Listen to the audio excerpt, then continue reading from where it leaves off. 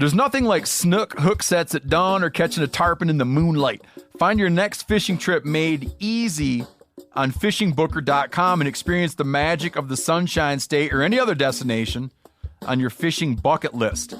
Book a blue water adventure in search of sailfish or go snapper fishing with the kids. With over 6,000 captains and trips to choose from, planning your next one just got a whole lot easier. Download the Fishing Booker app on the Google Play or App Store or visit them online at fishingbooker.com to book your trip today. I'm sure a lot of you guys remember the old ceremonial hunting tradition of eating the heart out of the first animal you kill. Meat from those organs are among the most nutrient-rich foods on the planet. You can get those same benefits your ancestors craved via convenient daily capsules from Heart and Soil. Find out more at heartandsoil.co. And remember, use code MeatEater for 10% off your purchase. Welcome to the Wired to Hunt podcast, your home for deer hunting news, stories, and strategies. And now, your host, Mark Kenyon.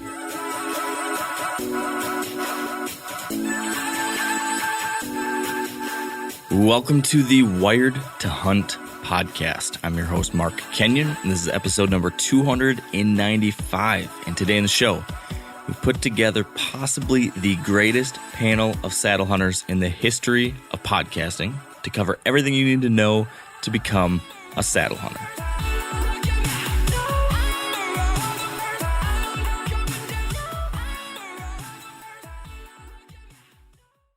And now let's get to the show. And as I mentioned, we have an incredible roundtable of saddle hunters here today to cover everything from the basics of saddle hunting right up to the expert level tricks and tips and next level stuff.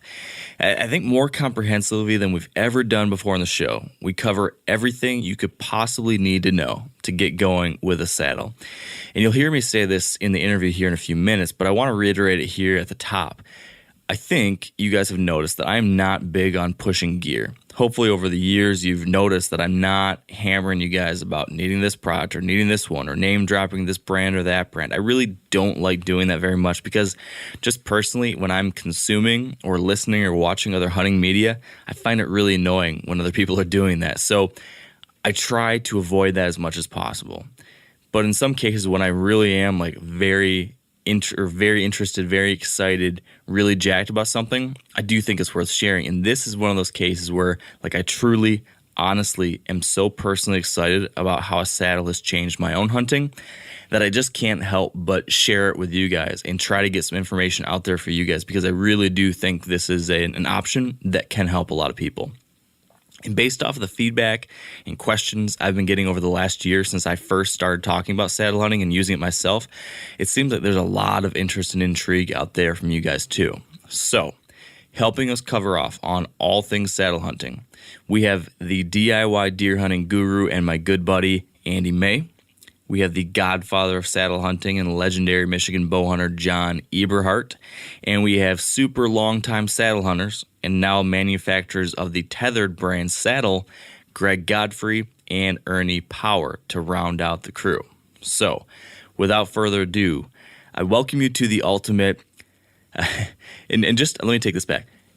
Imagine I didn't say that, and now just imagine this in an announcer's voice, like a WWF announcer's voice, and I can't do it, so I'm not going to do a good job here, but just imagine maybe Joe Rogan, UFC announcer, saying, "Welcome to the ultimate saddle hunting roundtable." Boom, boom, boom. I'm so weird. I hope you guys enjoy this one. All right, welcome to the Wired to Hunt podcast, brought to you by Onyx. We're doing another one of those mobile podcasts, and it's particularly titled, when I say mobile podcast, I'm actually talking about the fact that we are recording this in a mobile studio. We're in a hotel room, more of a suite, I guess you would say. Mm-hmm. We're in a suite in South Central Michigan, and I'm joined by an all-star cast of mobile hunters, saddle hunters. We have, from left to right, we got Ernie Power from Tethered. Yep. How many years of saddle hunting experience do you have, Ernie? I over 10, but I'd have a hard time pinning it down. I really would. It's just something that I did and never kept track of until I joined the forum. And I could go back and find like when I started on the forum and when I started talking there. But as far as when I started saddle hunting, I was kind of doing it before I knew what saddle hunting was. I was a tree trimmer for a bunch of years, and I just saw the advantage of using my work equipment for deer hunting. Yeah. I didn't know saddle hunting was a thing at the time. I was just like, I spend so much time in a tree anyways. This is an easy way to get in, and I don't have to carry a tree stand. But back then, I was, well, John will hate this, but I was hunting with the same equipment that I trimmed trees in. So it was soaked in gas and oil. It was full of metal banging, metal carabiners and clips and whatever. But I was primarily rifle hunting. So I could sit on a field edge and watch the other side of the field and be in pretty good shape at that point. Yeah. My scent control regimen had a lot to be desired. So the short answer to that is a long time saddle hunting. Then. Yeah. Right. There you go. Yeah, exactly. Andy May is our next all-star. How many years in the saddle do you think you've been running? I started using a saddle probably 2003, 2004 is when I first started. And then it's kind of been on and off since then due to just finding one that fit me best. Definitely saw the value in, just couldn't find the right fit for me until recently. But yeah, 2003, 2004 is when I started. Okay. Our third guest has been running a saddle longer than I think I might have been alive. John Eberhart here. How long have you been using a saddle for? 38 years. You've been using a saddle longer than I've been alive, right there. Started in 1981. That's amazing. First year they came out onto the market. You've been preaching the gospel ever since. I would never consider hunting out of anything else. What does it feel like to you today when you see this thing that you've been telling people about for years and years and years, saying, you got to try a saddle, you got to try it. Mm-hmm. No one was listening. Now it's really the thing. It's quite buzzy right now. Everyone's trying it. Is it one of two things for you? Is it number one, very fulfilling, ingratiating, like you finally got it, you feel like you finally did your job, people caught on, or is it these bastards are just like jumping on the train now? It's like being a Golden State Warriors fan. I've been talking about this forever. No, it's the first one. I've been preaching it forever. It's in all three of my books. I've got a chapter devoted to saddle hunting in each of my books. But as much as I tried to promote it, I wasn't very good at promoting it. And then Greg Godfrey and Ernie Power from Tethered, they got into it last year, jumped both feet in, and they have marketed it correctly, and they're the ones I credit the whole buzz to.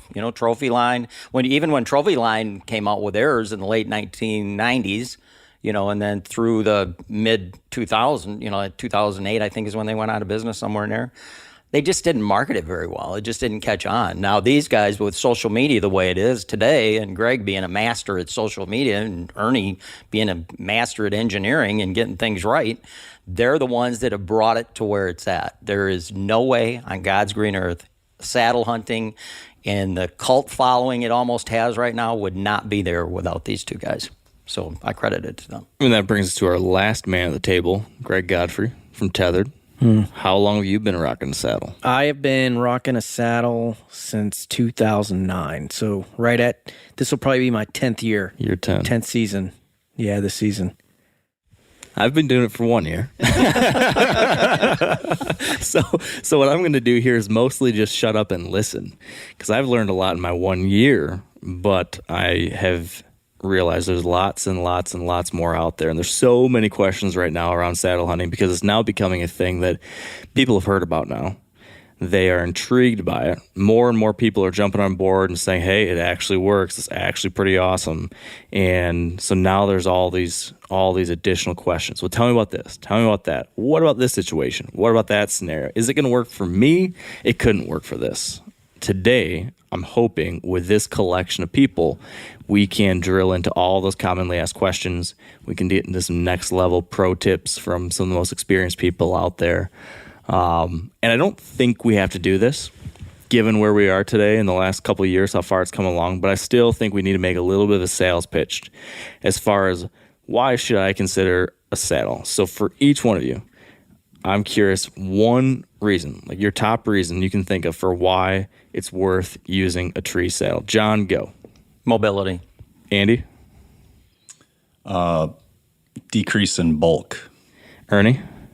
I'm going to say tree selection. Explain just a tiny bit. I'm able to set up with a saddle in trees that I would walk away from in a normal tree stand.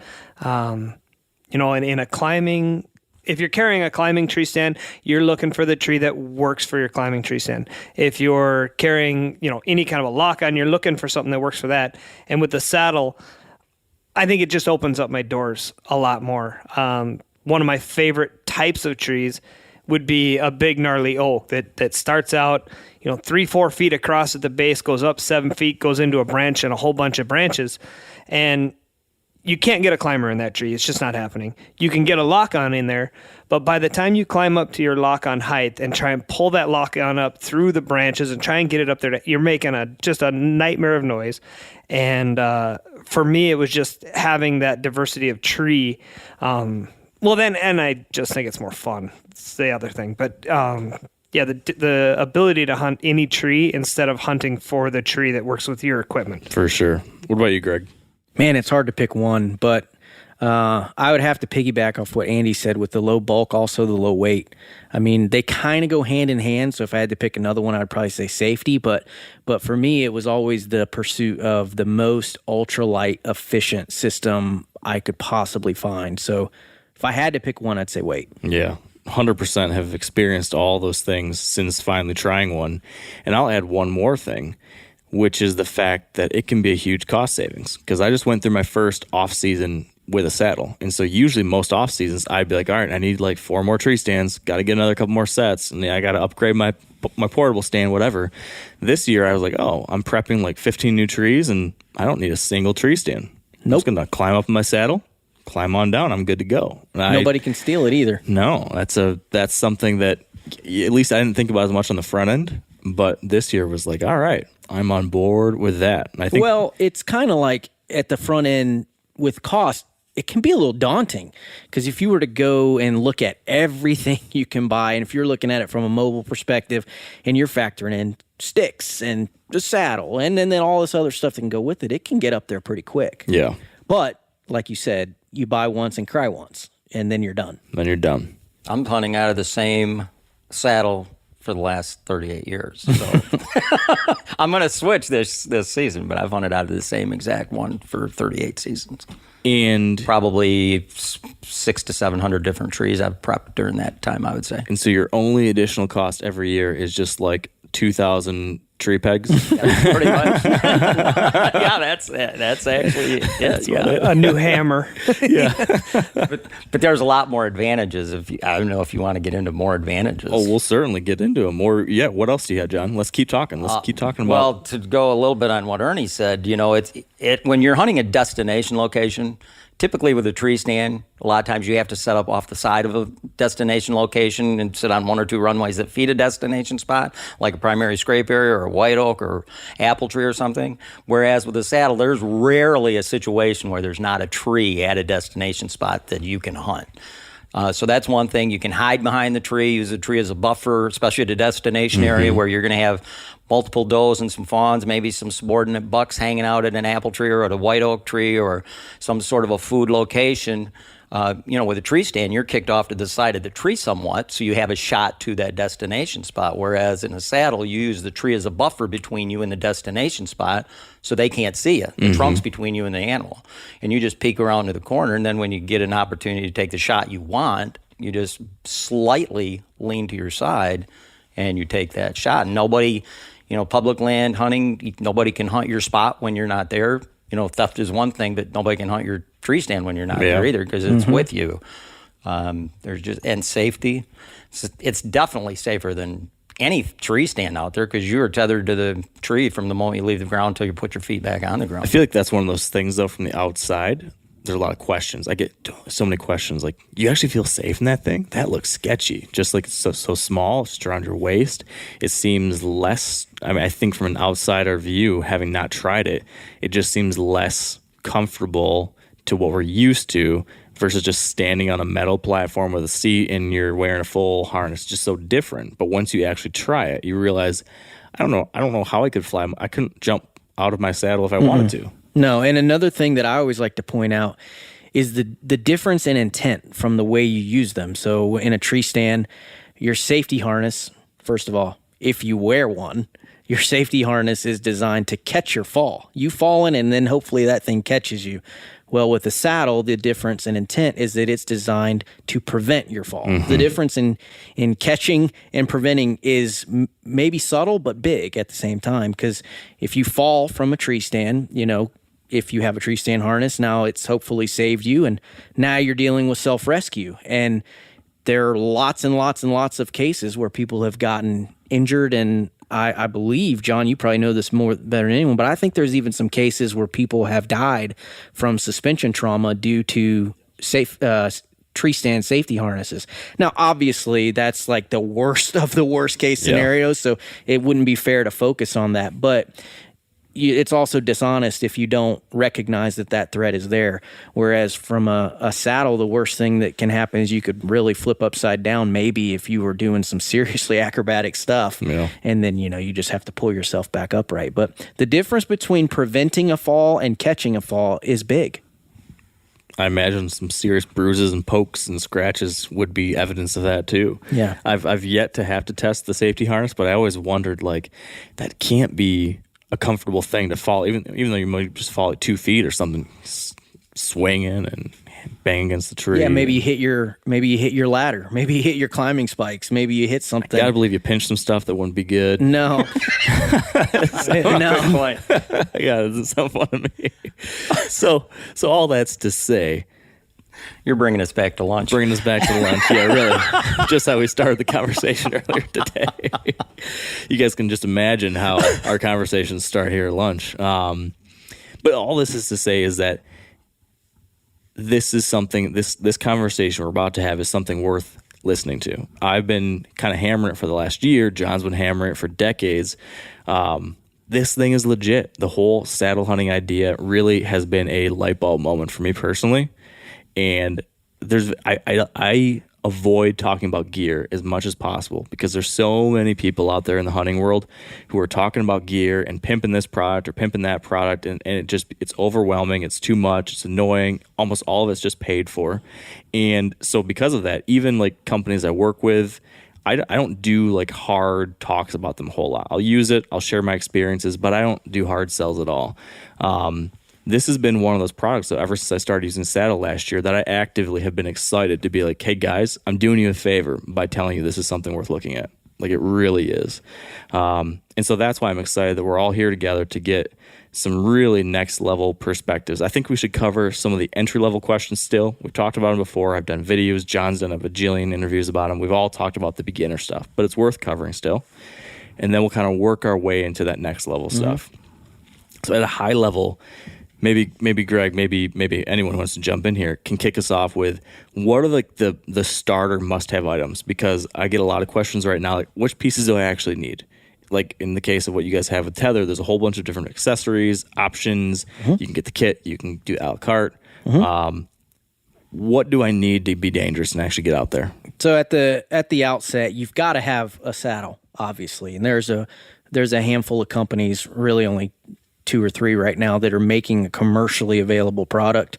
You don't have to buy my saddle. It's a good one, but you don't have to buy it. There's other ones out there, but you need a saddle. You need something to do to put your feet on, and you need a couple of ropes. Like John mentioned at the beginning, you're tethered to the tree from the ground to hunting height, but that takes a couple of different ropes. We use 2 rope systems. One we call a lineman belt, which is a climbing assist rope. And then once you get to the top of your climbing method, whatever you choose to use, whether it's screw-in steps or freaking railroad crazy nails like John uses, or if you're using lone wolf sticks or helium sticks or whatever it is you choose to use to climb the tree, once you get to the top and you've used your lineman belt to climb, now you've got to tie yourself into the tree. We call that rope a tether. So at the end of the day, you're going to need a saddle, you're going to need a lineman belt, you're going to need a tether, and then you're going to need something to rest your feet on. And you can do that a million different ways. I mean, just sitting around this room, we've probably tried 50 different ways to use for a platform. John loves his steps. I love a platform. Mark, I know you've used a platform and probably some steps too. Same for you, Andy, and Ernie. He's used them all. I mean, I've stood on branches. I've stood on the hops of climbing sticks. So there's no shortage of things to do with your feet, but those are the 4 things that I think you absolutely must have: a saddle, a platform of some sort, and a couple of ropes. Beyond that, it's just what works for your setup. Do you want pouches? Do you not want pouches? Do you want a way to hang your stuff in the tree? You can go down the rabbit hole as far as you want with that. But just from a base perspective, I think you need about 4 things. So then what are the next level little accessories or things that you guys use? Because I've always kept it pretty simple. I stick to just that. I don't like anything else up there with me, but I know a lot of people add things or take things and modify their saddle setups or different things like that. When you're going up there in the tree, what else, if there's anything else you guys hop in with? Yeah, for me, one of the best things, I have a pretty bad lower back. I had a herniated disc, and I got some pretty significant disc degeneration. So sitting in a traditional tree stand is pretty uncomfortable for me, no matter what it is, even the summit climbers. But with the saddle, Tethered makes this item called a back band, and it's just this really kind of small strap, doesn't weigh anything, fits right in the little pouch on the side of the saddle. But what that does is it gives me something to lean into, and it puts my lower back into a little bit of extension, which relieves the pressure on my discs. So it actually made a system that's much more comfortable for me to sit in for long periods all day, even if I need to. So that for me in particular was huge. Just keeping me out there longer, and I'd sit all day in a tree stand, but I'd start to fiddle, and I'd stand and sit and stand and sit because I just couldn't stay comfortable. So for me, that's a big one. Anything else, guys? Screw-in steps for me. I just use those cheap little $1 screw-in or bow holders. I'm talking about, not steps. Bow and gun holders. You can find them at the front register of any sporting goods store.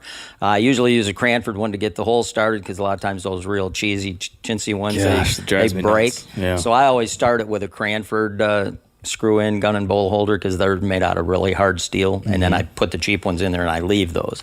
But I'll put one of them to my left. A lot of these guys are using these screw-in bow holders where they fold and stuff and put, that's nice if you're in a tree stand, because you need it to have it reach out in front of you. But when you're facing the tree, all you need is a tiny little screw-in bow holder right to your side. And then I always screw one in on the back side of the tree as well. So if I want to move around to the back side for a shot on the opposite side of the tree, I move my bow over to that, and then I can move around on my steps to the back side. Yep. And then I also use one inverted upside down that I hang my backpack, because I carry all my accessories in my backpack.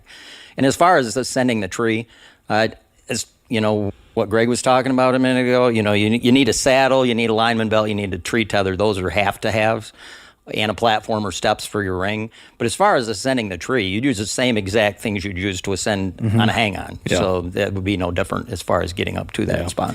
You talked about your backpack. What kind of different setups do you guys all bring to carrying all of your gear? I've seen a lot of different people do this different ways, and a number of folks asking, how much gear do I have to take in? How big of a setup do I need? What do you run, Ernie? So I hunt a lot of different weathers. So I have different backpack setups based primarily on how much clothing I have to carry. In September, I don't need much. The smallest backpack I can get away with and still carry my stuff, but I'm a gadget guy. I still have too much stuff in the tree by most people's rules. But this year I'm going to be actually doing something new. We've got a new backpack that's primarily made for our Predator platform. Oh, nice. And then the other thing I'm going to be using a lot is, in the past, I would always put a screw-in holder to hang my backpack on the side of the tree. we've got a new accessory gear holder that our Predator pack marries up to nicely. And the nice thing about that is I can pack for an early season hunt with my platform, with my climbing method, and a kill kit, and the whole thing slips on my back. And then when I get to my tree, I hang that accessory hanger and then hang the Predator pack. Well, at that point, the Predator is no longer in it, so I've got a big dump pouch right in front of me. I love my pouches on my hips for my phone or whatever, but all my stuff that I need access to is going to be right there in front of me in that deal. As the weather gets worse and worse, my backpack gets bigger. And primarily it's because I don't like to put my clothes on until I'm actually already been in the tree for an hour or so. Yeah. I get up there, I'm cold, or at least I'm hot, and then I wait till I start to get cold before I put those layers on. And so I need a way to carry all that clothing with me, have it in the tree, and then when it comes time, slowly start piecing those on. So, yeah, I mean, I don't like to carry more than I have to, but I have to carry a lot as it gets colder.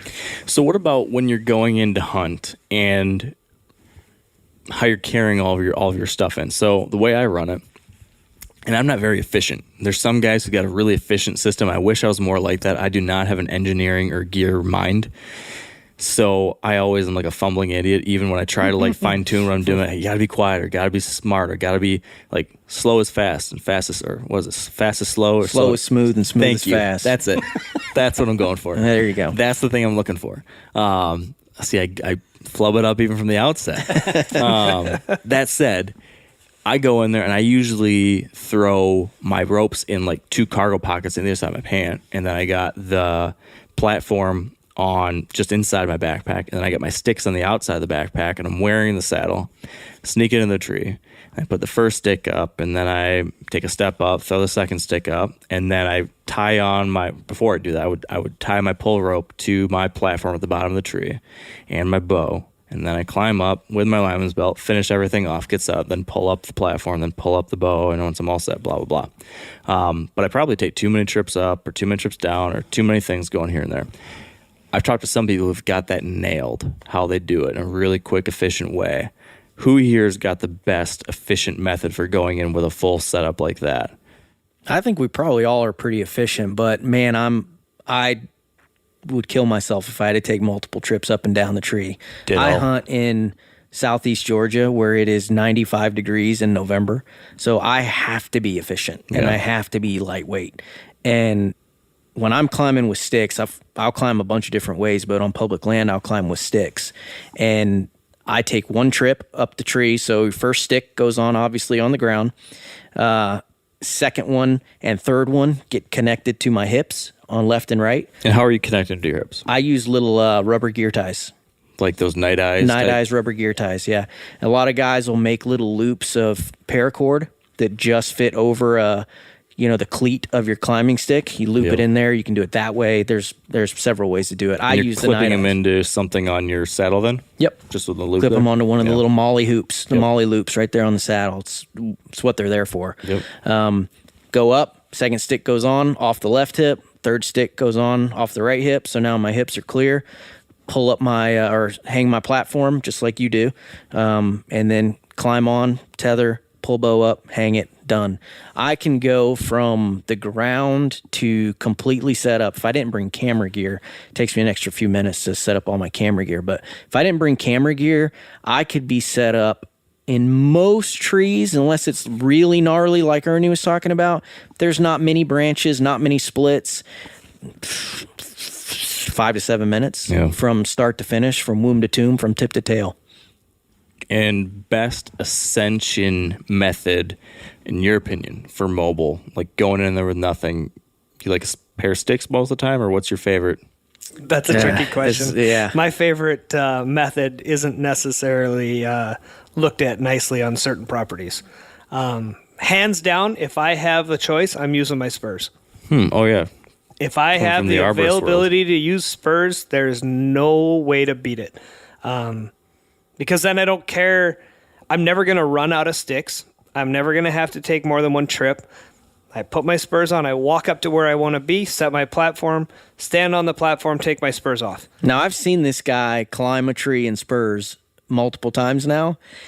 He can be up a tree, 30 feet high. You pick the height in 30 seconds, and you won't hear him make a sound. Gosh. He did it for a living. Yeah. I mean, he is that efficient with it. That's pretty nice. I'm not that efficient with it, but I'm pretty efficient. Taking my time, going slow, trying to be super safe with my set of spurs. I can, 90 seconds, I can be up at hunting height, and I promise you from 10 feet away, you wouldn't have heard me make a sound. So It's hard to beat. It is hard to beat, but like Ernie said, it's not always legal. So when it's not legal, I prefer to use sticks. And this year I'm running Hawk Helium sticks, but I cut them down substantially. They come with a set of 3. I cut them down to 22 inches to where it's just a set of 2. So it's just 2 sticks for bulk.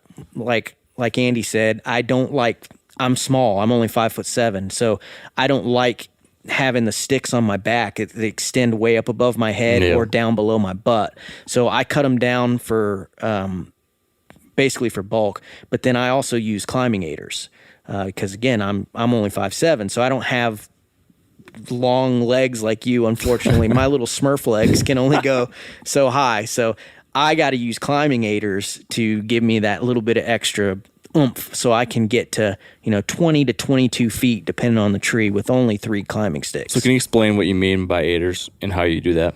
So the aiders, they come from the rock climbing world. It's nothing that we invented. It's not a new thing. It's been around for decades, but it's essentially a webbing ladder. And how many rungs on the ladder can really depend. Like some guys I know, they only use 1. So they'll just have 1 aider coming down off, and it's essentially a step and an extender made out of climbing rated webbing. I use a set of 3. So I have 3 rungs on my aider, and it hangs off of my stick. So 1, 2, 3. And you connect it where into your stick? I connect it looped it around the top of the stick so I can take it up with me as I climb. So for me, a short guy, when I tie my stick onto the tree, I'm at right about 7 foot. So I get about 7 foot per stick. That's pretty huge weight savings when you figure most guys, if you're using a standard Lone Wolf stick that you went to Cabela's and bought, it's a 32-inch stick. And, depending on how tall you are, you can only space that thing, 18 inches to 2 feet apart. So you're not getting more than about 15 feet high max with that scenario. So now if you're willing to learn and try new things, you can add these little things onto your products and make them much more efficient. So when I first started, I was climbing with 5 Muddy Pro sticks, and it sucked. Yeah. And I hated it. So I had to figure out a better way. And I mean, I didn't figure out climbing aiders, but I discovered it and I love them. Now I won't use climbing sticks without them. Mine's even a little different. In your modification video where you made your Hawk Helium cut downs, you moved the bottom steps. I just cut it off right there. Oh, wow. That's really short. Well, I got the inseam of a beagle. So it's like I really can't take a high step. And so I use a 5-step aider and a really small stick because that's the only way I can pull it off. Mm-hmm. And when I cut that stick down right at the bottom of that second step, it's barely wider than my hips walking in. Yeah, that makes sense. So you're getting all your height from the aider. Yeah. Yeah. I mean, if I could find a way to attach the aider without the stick that made sense, I'd do that. Right. Has anyone tried like the Wild Edge steps or any other things along those lines of just different styles? Any pros and cons or thoughts on those? I've tried about every step. I've been sent just about everything ever made on steps, and the Wild Edge are just too bulky for me. I'm typically 25 to 30 feet up to my feet. So Wild Edge, to get to that height, you gotta have a dozen of them at least, and that's a lot of bulk. Mm-hmm. To me, everything is about bulk. When you're hunting public land and you're bucking brush to get back to places, sticks and all that stuff, to me, don't get it. So everything for me is in a backpack, and if I'm DIYing it, I'll have a fanny pack, a 3-pocket fanny that's worn. My saddle is actually in my backpack, rolled up. It's about the size of a softball. And then I wear a fanny pack below my backpack, and it's got steps in it with either rope or strap-ons or screw-ins, depending on public or private. And I'll just spin it around. I'll hook up my lineman belt for my saddle, put the saddle on, put the lineman belt on, and hook up the lineman belt. And as I go up the tree, just put the steps in as I'm going up.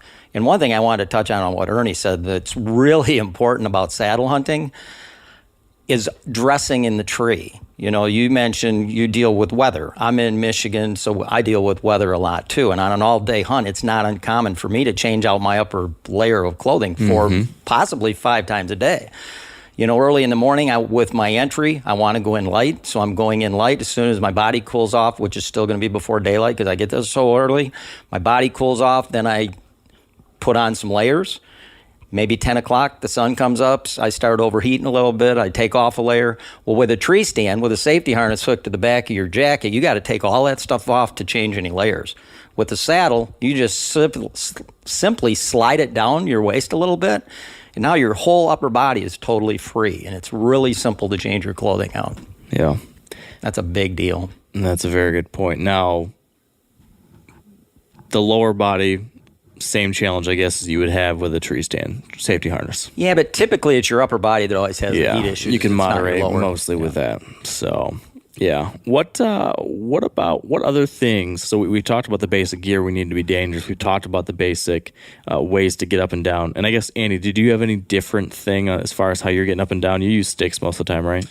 Yeah, if I'm on public land, I run a setup like Greg. I have some modified Hawk Heliums that I really like with a just a single loop movable aider that I go, you know, as I climb, I move it with me.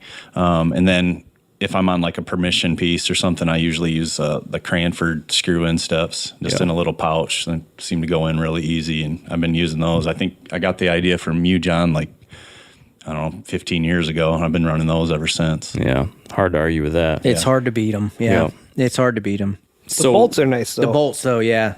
If you've got time to use the hand drill and go with bolts, that's probably the least bulk method that I know of. It takes a little bit of time to run the drill, but man, it packs nice. I actually practiced with that last night with the tree hopper drill and bolts. And yeah, so I sent you one. What'd you think? Yeah, I do love the bulk of it, or the lack of bulk.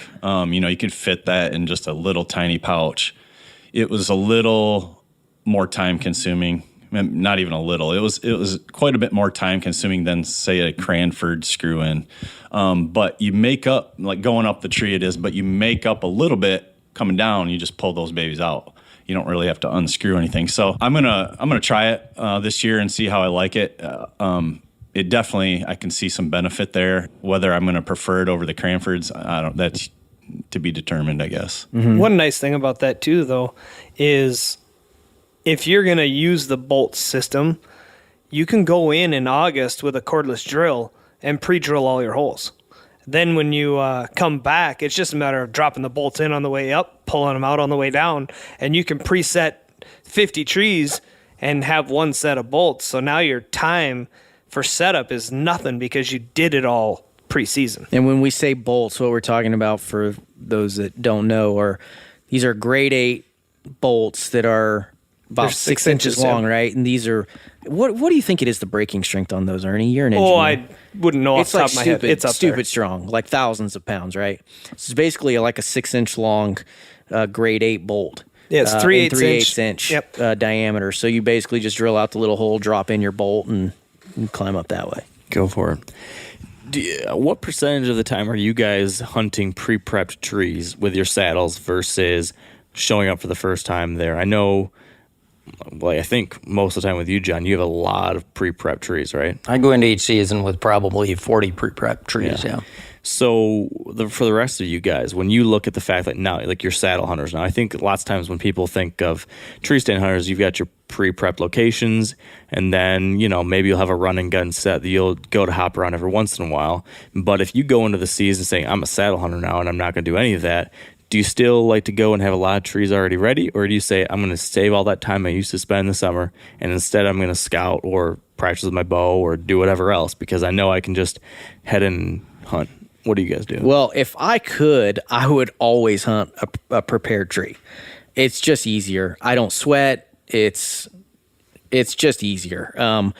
But the way I hunt, I would say that I'm shooting or hunting from a prepared tree probably 60% of the time. Probably 60-40, I would guess, is when I'm going in blind or to somewhere maybe I have scouted before that I don't have a tree prepared. I'm taking in my sticks or my spurs or bolts or whatever it is that I'm taking in, I'd probably say that's 4 out of 10 hunts, and then 6 out of 10 I'm going to a tree that's prepared. But if I'm hunting out of state, every tree is a run and gun, whatever you want to call it, a mobile hunt. So it really is scenario dependent for me. And when I come to, like I mentioned earlier, I'm in the military, so I move a lot. For the first couple seasons, it's like mostly run and gun. And then as I've found little spots here and there, now I've been in Georgia for 3 hunting seasons now, and I've probably got, I don't know, maybe a dozen trees prepped at any time that I could go in and hunt. So my preferred method is John's style of prepping a tree in advance, but just doesn't always work out that way for me. That's funny because I like the adventure of a new tree. My pre-prepped trees are last year's adventure trees. Yeah. So I don't necessarily go prep a tree ahead of time unless it's something where I was like, I really like this area that I sat one time last year, and then I may go in and do something like that. But most of the time I do a lot of run and gun and just go and anything that I would call pre-prepped is a tree that I run and gun hunted the year before. Yeah. And where are you at, Andy? Yeah, I run and gun often. That's at least half the time, I'm doing that. There's some spots that, maybe some permission spots that I've had, for, several years that kind of historically have been like some good rut spots that, you could sit in that tree during the rut and, it's a quality spot. So I'd say that those are prepped or ready to go, and I'll go in and trim those, but I just don't have a ton of those. But, everything outside of the rut, for me, it's usually kind of on the fly because if I'm moving in on something, it's because I just found out about it or I just observed it or it's kind of fresh intel. So for me, outside of the rut, it's usually a run and gun in a brand new spot that's, I didn't have time to prep, or it would have been too risky of a move. It would have screwed the deer up I was going after. Yeah. Now, a lot of you guys are familiar with the old hunting tradition of eating, some organ, the heart or a chunk of liver off the first animal you kill. I had that when I was a little kid, and it was a big deal.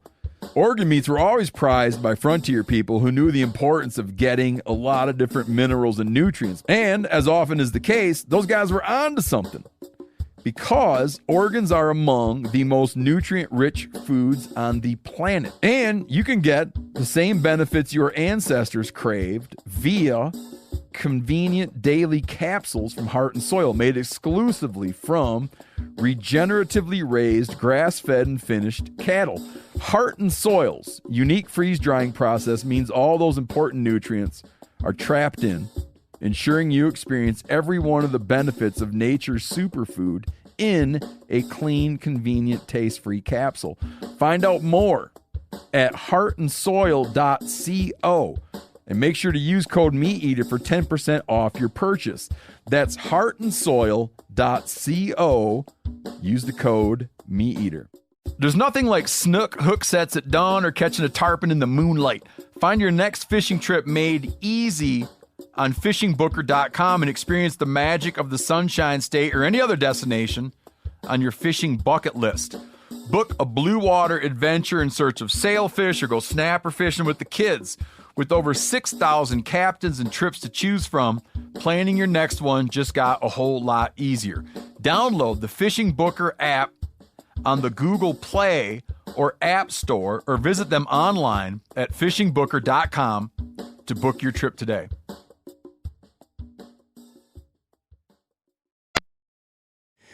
When it comes to picking trees or prepping trees, at least from my experience, when I'm going in to hunt, whether it's in the summer and I'm prepping it for the season or if it's in season, I'm approaching that process pretty similar to what I was doing in the past when I was going up there with a lone wolf and sticks or whatever. I mean, I'm looking for generally the same qualities in this tree. I'm looking generally in the same locations. The only things that jump out to me as being different out the gate would be, number one, I'm setting up in the tree located a little bit different. In the past, I might have been trying to position myself towards where the deer were going to be, or using cover in some way, thinking much more about which direction the tree stand is facing because you're stuck there. While in the tree saddle, I'm hanging behind the tree, and then I'm positioning myself to have good shots to my left and then around either side. But I'm curious, one of the things that a lot of people have asked, and I thought about this too, one of the benefits of hunting from a saddle is the fact that you can do what I just said. You can use the tree more easily to hide yourself from an approaching deer, and you can adjust where you are on the tree. So you keep the tree trunk in between you and the deer. Because of that, do you allow yourself, or do you look at your tree selection differently because you're not as dependent on a bunch of other cover to protect you up in the tree visually? So because I can move with the tree trunk, I can hide myself more. Could I get away with a slightly more open tree than I would want in a tree stand? Do any of you guys ever look at that? I look at everything when I'm picking out a tree. Yeah, that definitely comes into play. If you look at a tree and it's at least 16 inches of diameter, you know you can hide behind it. At least I can, because I'm small, and you can too, Greg. But I did want to get back. Let me touch on one other thing. Sure. We were talking about run and gun. Yeah. I killed my biggest buck ever on a run and gun in Iowa because I was, like what you were talking, I was reacting to a visual at a distance. So I did a DIY, freelance. When I'm hunting in Michigan, I hunt totally 100% different than I do in any other state I've ever hunted. Our deer are so heavily pressured, and it's hard to do a freelance hunt without spooking something that's going to affect your hunt, because there's so few mature bucks. And if you're running, gunning, and you got to be back in cover where you're going to have any possible chance at a mature buck, because everything he does is security cover oriented, running and gunning is very difficult here. Kansas, Iowa, Southern Illinois, running and gunning is pretty simple because you can spook deer and it doesn't seem to affect it nearly as much. But as far as the trees, going back to the trees that you, and also I did want to say this, I may have 40 trees prepped during a season, at the beginning of a season. It's a rare year that I would hunt 10 of those trees, because they change from year to year. You know, a white oak may have acorns this year, or an apple tree may have apples, or a primary scrape area may be active this year, and it's not going to be for the next 2 years, depending on crop rotations. So everything changes, entry and exit routes. 1 year, depending on the crop field my location is next to, my entry route might not allow me to hunt that tree effectively on a morning or an evening hunt, whatever that tree's best suited for. But as far as picking out the tree for the location, there's no question being able, in my opinion, hiding behind the tree makes a big difference. I actually look for trees that slightly lean. I like to hunt a slightly leaning tree. And why do you say that? Because it's like standing on a ladder. It's just more comfortable. Your back is more upright, if not leaning forward into a leaning tree. So you're saying the tree's leaning away from you? Away from you, like on a ladder. Yes. And a slight lean. On a slight lean tree, because I've hunted trees probably with a 20-degree tilt to them. And when you hunt a tree with that much of a lean, you can't really swing around to the backside because gravity takes over and swinging you around. But you can hunt a tree with 5-degree lean and not have any problem moving around the tree in any direction. So I like a slightly lean tree. And I gravitate, like Ernie was talking, I gravitate to big diameter trees where you can really hide. I've shot deer out of a sling saddle as small as 4 inches in diameter, but pretty hard to hide behind a 4-inch tree. Yeah. So what about branches in the tree? So we're trying to look for cover, but at the same time you want to be able to maneuver around. And in a saddle, it's much more mobile, and you're kind of maneuvering 360 degrees around it. If you've got a lot of branches in the tree coming out every which way, from a tree stand, most people look at that as beneficial. It hides you in there, and you're not going to be moving around anyways. In a saddle, one of the big perks is the fact that you can spin around and shoot to the other side. But if there's branches in the way, that becomes more difficult. Do you avoid trees like that and look for those more easy to move in but bigger trees so you're hidden still? How do you think about that, Greg? So you can spin around the whole tree, but you don't have to. Just because you're boxed into a certain zone of the tree based on branches. Well, if that works for where you anticipate the deer coming from, there's no reason you can't hunt that with a saddle anyways. Just like if the branches created a zone on a tree that was great for a tree stand, but it was facing the wrong way, you wouldn't sit in that tree with a tree stand either, so it's kind of like, just because I can't spin around the whole tree with my saddle doesn't mean the tree won't work. I mean, if it's facing the right way, if it's facing that downwind trail just below the main trail that you expect that buck to be running, well, then it's perfect, and you can still do that. But yeah, like John said, in a perfect world, you do have a tree that gives you 360-degree mobility around the tree. You meant the upwind trail. The upwind trail, yeah, I'm sorry. But you don't have to. You know what I mean? It's not like it's a deal breaker if you have some branches in the way. Sure, it'll limit your shot or your ability to move around the tree, but you can certainly still make those shots just like you could in a tree stand. Yeah, and I mean, if you're in a tree stand and you've got a tree with a bunch of branches, you're naturally limiting your number of shots anyway. So at all things being equal, you're no worse off, right? I guess that's what I was trying to say in a roundabout way. You're not really at a disadvantage compared to a tree stand. It's just maybe you don't get to use all of the advantages of a saddle setup. I've actually found that type of tree and situation better for a saddle because a lot of times when you have multiple branches or trunks coming up, it's hard to fit a big tree stand platform in there. And some, you might be able to get it in there, but you might have to put it out facing like an awkward direction where you have to stand up and turn to shoot. But with the saddle, I can usually find a hole where I can, because my footprint's so much smaller, whether I'm using a ring of steps or the small Predator platform or something, I can usually find a smaller hole that I can fit in there. And yeah, you may not be able to shoot 360 degrees, but I feel like, from my experience, I've been able to get into some of those trees even more so than trying to fit, a 24-inch wide, platform up there. So I think this is what I think I should have rephrased my question, because we covered all really good stuff, but I want to get at the either or. If you had to choose, if you've got two trees sitting in that perfect location, one of them has got lots of shit all over the place. It's going to hide you very well, but it's going to limit the ability to maneuver and get a bunch of different shot angles. And let's say, let's take wind out of the, maybe somehow you've got 100% scent control and you don't care, and there's trails every direction around you. There's deer could come from any direction, so you want to have the best possible shot. Are you going to pick the tree that makes it so you are hidden 100%, no question about it, but you're stuck with like one or two shots? You're not going to be able to take advantage of the really cool flexibility with the saddle. Or you've got this tree that's just a couple yards away and it just has a couple branches coming out. So typically you'd look at it and be like, oh man, I'm going to be hung out to dry. But man, there's lots of different shot angles from that. I could shoot a deer no matter what, and I'm just going to depend on my hiding behind the trunk. I'll pick that tree every time. I'll pick that. I'll pick the second tree. This is what I'm wondering about. Okay. You just get up a little bit higher so you're out of their peripheral vision. Okay. I'll pick the second tree. Every time. And even if you're not necessarily able to use the tree as cover, your profile on the tree looks more natural instead of a big blob on the side of the tree like you might be in a hang-on tree stand, because you're exiting the tree at an angle, your feet are toward the tree and whatever else. It's a much more natural angle for animals to see.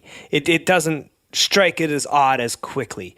You're less likely to get picked off, I believe, in that situation because, minus some movement, you could pass for a big branch if you had to. Right. I can say for certain that I get picked off less, like on the profile view. I've had tons of deer look right up at me in a tree stand, but even when they come in from the side, like catch me off guard or something, and they're seeing my side profile, I haven't had a deer look up at me in a saddle and pin me like that yet. I think you're exactly right. You come off looking much more natural, like tree branch, part of the canopy. So, do you ever find yourself spreading your arms out wide to look even more like a branch? No, like strike a pose, like Fred Trost did when he was caribou hunting. Yeah, exactly. Interpretive dance at the top of the tree. I'm a branch. Were you gonna? I feel like you were about to say something, John. Before I forgot already. I'm old. I was gonna comment on what Andy said. Okay, that's really interesting that you guys all agree on that, and that's one of those things. Like even as I've been this summer prepping trees, this is the first summer that I've really been prepping with a saddle in mind, and I've been asking myself that question over and over again, and I'm picking trees, and I've been leaning towards doing just that. I'd rather have slightly less cover, but be in the right spot and have the shots, because I can make up for that with my positioning, it seems like. Yep, every time. I couldn't agree more. I remember what it was now. With a saddle, I don't think there's any question. After you've used a saddle a while and you get comfortable with it, you have no issues going higher. So in a saddle, it's not a big deal if you're in a tree that's kind of small around in diameter and you want to get up an extra 5 or 6 feet higher than you would in a hang-on. When you're in a hang-on and you're up 25, 28 feet, you're looking at the abyss in front of you. With the saddle, you're facing the tree, hooked with a 7,000-pound rope. You know you're not going to fall, and you got the tree, gives you a false sense of security in front of you also. So I don't know about you guys. I definitely hunt higher since I've been using a saddle than I did in the 70s when I hunted with a tree stand. I was 22 to 25 feet with tree stands, and now I'm typically 25 to 30. Man, I can attest to that, because you came out and helped my buddy Dustin and I set up a tree to kind of demonstrate how you set up for a saddle hunt and everything. And I think you're underselling how high you get. I think that tree you got up there, I think Dustin messaged me, he found it, he got out there and ranged down on the ground. He said it was like close to 35 yards or something. It was way up there. 35 feet. It might have been yards. Might have been. Well, it was way up there. I mean, in my own little way, I'm afraid of heights. I mean, literally, I get that clinched feeling on video games if I get too close to the edge of buildings. I just do. And I definitely feel more secure in a saddle at height than I do anything else. Because I can feel the tension of the rope. There's no slack in the system. You can feel that support. With any kind of a normal safety harness, there's some slack built into the system, and you are set up so that, you have those gotcha moments where you kind of lean a little bit, and then you kind of stutter step, and you're like, not off in a tree stand. You're going to have those little pucker moments over the course of a hunt, and you don't have that in a tree saddle because you feel embraced and you feel connected the whole time. Yeah. So safety, check that off the list. We all feel pretty good there. But now the next issue that a lot of people get to is, what about comfort? So many questions. That can't be comfortable. That looks crazy. Try it on. Can you take naps? I get that one a lot too. How's the napping going to sound? I sleep all the time. Go ahead, Andy. You were going to say, I sleep. I get in my tree 2 hours, hour and a half to 2 hours before daylight. I sleep until daylight. You know what's funny, John? One of my favorite things I ever learned from you, and this was years and years and years ago, and I've told you before how instrumental your books were early on in my next step of becoming a deer hunter. And the idea of getting into your tree stands 2 hours beforehand in the mornings changed my life, because I had this whole new ritual. I get in there an hour and a half or 2 hours before daylight, and then it was every morning the tree stand nap, and it was such a great thing. My favorite part of the hunt is the couple hour nap I get before hunting, and I have to thank you for that. You're welcome. Well, the bridge gives you a nice little a surface. I usually put my hand up and I go like this, and I'm out. Yeah, it's much easier to fall asleep if that's what you want to do. I know on a tree stand, even with my safety harness, sometimes you've been hunting all day and it's midday and you're kind of just it's one of those slow days or something. You're kind of nodding off, and it's every time you start going forward and you catch yourself, you're like, holy crap! It's that pucker moment. That's the pucker moment I was just talking about. Yeah, but as far as comfort though, real quick, I mentioned early on that I got into saddle hunting in 2003 or 4, but I didn't stick with it because I couldn't find comfort in it. I used an old saddle. It was called a trophy line. Pretty heavy, pretty bulky, but it just I couldn't find comfort in it because I just tend to be real sensitive around my low back and my hips. I get pretty bad sciatica nerve pain sometimes. So my journey has been trying different saddles, making my own. I actually made one out of fleece that kind of met my needs, but never felt maybe 100% comfortable with it. And then it wasn't until And when you first, you mentioned while we were eating lunch that you made yourself a tree saddle out of fleece. And then the first thing I thought is like Andy took an old North Face and stitched it together and just hung in that thing. That's essentially what it is. That terrifies me. Yeah. Well, I should say I did have a professional lightweight rock climbing Underneath harness as a backup under that. So I was thank goodness totally tied into that. But it wasn't until I tried the Mantis that I actually found comfort like out of a commercial type saddle. And why I chose that one over the fleece, it was much lighter. It's not nearly as warm because it's a mesh material, but it just the way it sits or the way it just captures my body. I've been able to be very, very comfortable in it. And that's something for me personally, I've had a hard time finding. And a lot of saddle hunters can get comfortable in just about anything, and I'm not one of those guys. So for you, though, a big thing was having like the back strap was a big thing for you. What are some other things that you guys are doing to make it more comfortable? I know one thing for me was just figuring out the right height for my tether to attach. Can you guys That's a huge adjust thing. to that, talk more about that or anything else you do? Yeah, I mean, so to begin with, it's a normal question that can't be comfortable. That's completely normal. If you just see a video or a picture of it and you see this dude hanging out of a tree with the thing under his butt, like I get it. Like that doesn't look comfortable. But once you try it and you get your system dialed in, like Andy was talking about, once you get it figured out where it works for you, man, it is like a light bulb and it just works. You know, tether height. It is a trick that you mentioned, Mark, about where do you put your tether height on the tree? Now, what that means is for those maybe just hearing this for the first time, your tether, again, is that main safety rope that goes around the tree and attaches to your saddle. That's your main life support. Like John said, it's like a 7,000-pound rated rope. It's super crazy strong. But where you attach that to the tree, I like to tell people to start at around forehead height. Start there, and then you can adjust that up or down. I actually go even lower than that. I go to about my Adam's apple, so where kind of like where my neck meets my collarbone. That's about where I wear my tether, or where I tie my tether now.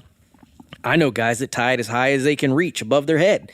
So there's no wrong way to do it, but it's important to spend some time in the backyard at ground level figuring that out. You don't want to figure that out 25 feet in the air when a Pope and Young is staring at you. You want to figure that out in the season, preseason, or, at least in the backyard on the ground where it's safe. So that's important. Where you put the saddle on your body is very important. Some guys like to wear it up high above their waist, higher than they would put a belt. Not me. I wear it down underneath my butt, down below where I would wear my belt.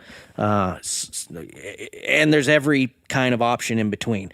But the trick is to set it up in your backyard on the tree, move it up and down, squinch it up, loosen it, play with the microfit adjusters, play with the saddle, kind of get it right. And then once you nail it, you know that it's nailed. And you're like, I got it. This works really, really well. And the back support product that we have, the recliner, which is nothing more than a few pieces of webbing. You don't have to buy it from me. Go out and make one on your own. Go in your garage and find some old webbing or old fleece blanket and stitch it up, tie it up. It doesn't have to be fancy, but back support is a really big deal. Ours is pretty cool because it clips into your carabiner and it's got adjustments on both sides. So it's like idiot proof, but you could make one just as easily as you could buy one. But the back support thing was a huge game changer for me. I mean, once I figured that thing out and I started playing with, support up high, kind of underneath my armpits for when I really wanted to recline, it's perfect. And then if I'm, getting ready to, maybe it's, an hour before dark and it's starting to get to prime time, I'll slide that thing down a little bit so I'm a little bit more ready to take a shot. But there's so many ways that you can get comfortable if you're willing to spend 15, 20 minutes in your backyard at ground level where it's safe and just play with everything. You can get it dialed in. Yeah. I made the mistake of not ever trying the back support last year, so I'm intrigued to give that a shot and just see how that changes things. We brought you one, Nice. so you can try it, and Sweet. it's you're gonna like it. I'm excited for that. Where you have it tethered as far as height, has a lot to do with your shot opportunities as well. When you get in a tree and you tether it as high as you can reach, if you're right-handed and you're setting yourself up for a shot 90 degrees to your right, that lead is probably, when you take a shot, it's going to be in the way of your elbow when you draw your bows. So by lowering the lead, the tree tether, also it puts that tether out of the way when you take shots to your right, to your left side, or whatever side you're going to shoot. And another thing is that it's so much more comfortable than anything in a tree stand, because at a tree stand, you're sitting in a seat. It's got a nice soft cushion, but you're sitting 90 degrees basically. And with the saddle, you can adjust your drape at any moment, at any time. I probably, on an all-day sit, will adjust my drape 20 times. When you say adjust your drape. Okay, there is a drape adjustment on the lead, which comes down to your saddle. There's a real fast drape adjustment where you just, if you're using the rope man drape adjuster or the Prusik, either one. We got to get John a tethered glossary so he starts using the right terms. Yeah, I don't keep up. He's been doing this for 75 years. He makes up his own words. He knows what he's talking about. But you basically can let out a little bit of lead. So in other words, I like to sit with the majority of my weight in my seat. So my butt is supporting most of my weight, like sitting in a hammock in a yard, basically a hammock seat. Now, if I sit there for 3 hours and my butt gets sore and I want to stand more upright, I just reach up, pull some lead up, and now I'm standing more upright. Some guys like to stand with their legs straight, so they've got all their weight on their feet and a little bit on their butt. Well, if it gets to the point where your feet get sore from standing on steps or whatever you're standing on, a platform, all you got to do is let a little bit of lead out, and you'd be shocked. You can let out just 2 inches of lead, and it makes a world of difference in how comfortable you sit. So you can change 2 that inches all goes the a long time. way. Yeah. It's That's your story. If you say so. That was a softball. I know. Waiting for somebody to just knock it out of the park. Nobody we all play nobody the cards bit. we're dealt. I Yes. can't tell you how loud that's what she said was screaming in the back of my mind. Yeah, that was a softball. Yeah, the beauty thing is no two bodies are built the same, and saddles are so adjustable, and maybe one brand works better than another in your particular body shape. Yeah. But play around with it. Like we had talked about, little micro adjustments make major changes in how things feel, and the only way you're going to figure it out is play in your yard. I'm to the point now where I can set up blindfolded, and I know where my tether tie-off point is, where my ropeman's at, where I want the saddle. So within about 15 seconds, I'm in what I would call my most comfortable position. So I was asked this, continuing on with our innuendo. Someone has said, "What's your favorite position?" And how do you kind of alluded a little bit, but when you're actually in there, what do you guys find to be the most comfortable positions to be in your saddle? Because there's a whole bunch of different ways you can kind of have your feet on the platform and the steps and you're kind of leaned out. You could kind of stand almost all the way upright. You could be in almost like a seated position with your knees against the tree. You could straddle the tree. You could side saddle, go around the tree with your knees. There's a lot of different ways to do it. What have you guys found to be the most comfortable ways to spend long hours in the tree? Yeah, for me, it's because of my back issues, things get stiff. It's kind of all of the above. I'm changing positions constantly. Sometimes I'm sitting more like John, and I'm kind of more sitting in the saddle, and then I'll adjust my tether or adjust the rope man up a little higher so that I'm more leaning, and I'll put my knees kind of into the tree. Sometimes I go to the side. It just kind of depends. But I'm constantly adjusting. But what's nice about it, as opposed to a tree stand, it's all very slow and it's all very minute, and like you guys said, it makes a big difference. Where in a tree stand, I'm constantly standing and then sitting, and it's much more movement. But one thing I want to mention too that was a big increase in comfort for me, for all day sits and stuff. That Predator platform made a huge difference in comfort for me. The ring of steps, I did that for a lot of years, and I still will do it. But if I have a choice, I go with the Predator platform, even though it is carrying a little more weight. Just for me personally. It brings my legs together a little more, so I don't have quite the hip pressure, and it's just a little more comfortable on my feet. I think I have some pretty weak, sensitive feet or something. And I like that too. And you can, every once in a while you want to just stand up like you're standing like a normal anywhere tree stand or on the ground, and just having the ability to do that once in a while is really nice to be able to do a couple times a day if you're all day sitting or something. Yeah. And sometimes, I'll stand up the way we design the little Predator platform, as we call it, like a pivot style platform, is I'll stand up on that thing, pivot my feet around to where now my back is against the tree, my tether is coming over my shoulder and kind of pulling me back into the tree, and I'll just put my back against the tree sometimes and just stand there. Yeah. And I'm also kind of like Andy. I'll use every single method during an all-day sit. I'll stand, I'll lean, I'll sit side saddle, I'll straddle the tree if the tree's not too big. I'll go around to the side and I'll put one knee into the tree and I'll sit that way. And it's kind of like what Andy mentioned about you're making little adjustments slowly throughout the day to remain comfortable. So, if I'm listening in my car driving to work and I hear that Greg just said, I'm going to move around to this position and that position and this position and that position, I'm thinking, oh man, that's a lot of movement. Yeah. Well, it's not, because I'm doing it very slowly. I'm doing it very deliberately. I'm taking my time. I'm not making noise, and I'm doing it every 30 minutes, every hour and a half. Whenever I'm starting to get sore, I'll move a little. I'll adjust it. And I'm, like Andy said, I'm going slow. I'm paying attention. I'm being quiet. I'm looking around. I'm not just going to go swinging around the tree. I will say though, like if you are new, like if this is your first year trying to saddle, pay attention to that, because it is easy. It's so easy to move around. So easy. It's almost, you could almost like, I found myself a couple times, it's almost like I'm in a rocking chair. I'm not paying attention. I'm kind of just like comfortably like, whoa, Mark, you got to pull yourself together here. Yeah. So you're right. So, it's fun. It's fun to swing around the tree when it's boring. Very easy to swivel around and stuff. So do remember, like, hey. Yeah, you're right. I am much more mobile than I would be in a tree stand, but you have to temper it with slowness, with the proper timing. And so much of using a saddle well, from my small amount of experience, seems to be timing when you're getting in position for the shot, timing when you make those readjustments, timing. A lot of the flexibility of it is very dependent on how you utilize that flexibility. You could screw yourself over a whole lot if you do it, poorly timed. Mm-hmm. So I want to throw one thing in that Andy, I'm like you, I move around all the time, probably 20, 30 times in an all-day set. But one thing I definitely want to mention to new users, if you're just something new, because I've seen lots of guys set up, during my workshops, I have people bring their saddles and they set up in them. And they always new users always sit in a tree where their back is beyond parallel to the tree trunk. In other words, their back is leaning backwards. And if you're sitting with no back support, if you don't have the back support that you guys were talking about a minute ago, and your back is not parallel to the tree or forward, if it's leaning backwards, you're going to be uncomfortable very fast. If you don't have something supporting your back, you always want to be parallel to the trunk or leaning forward.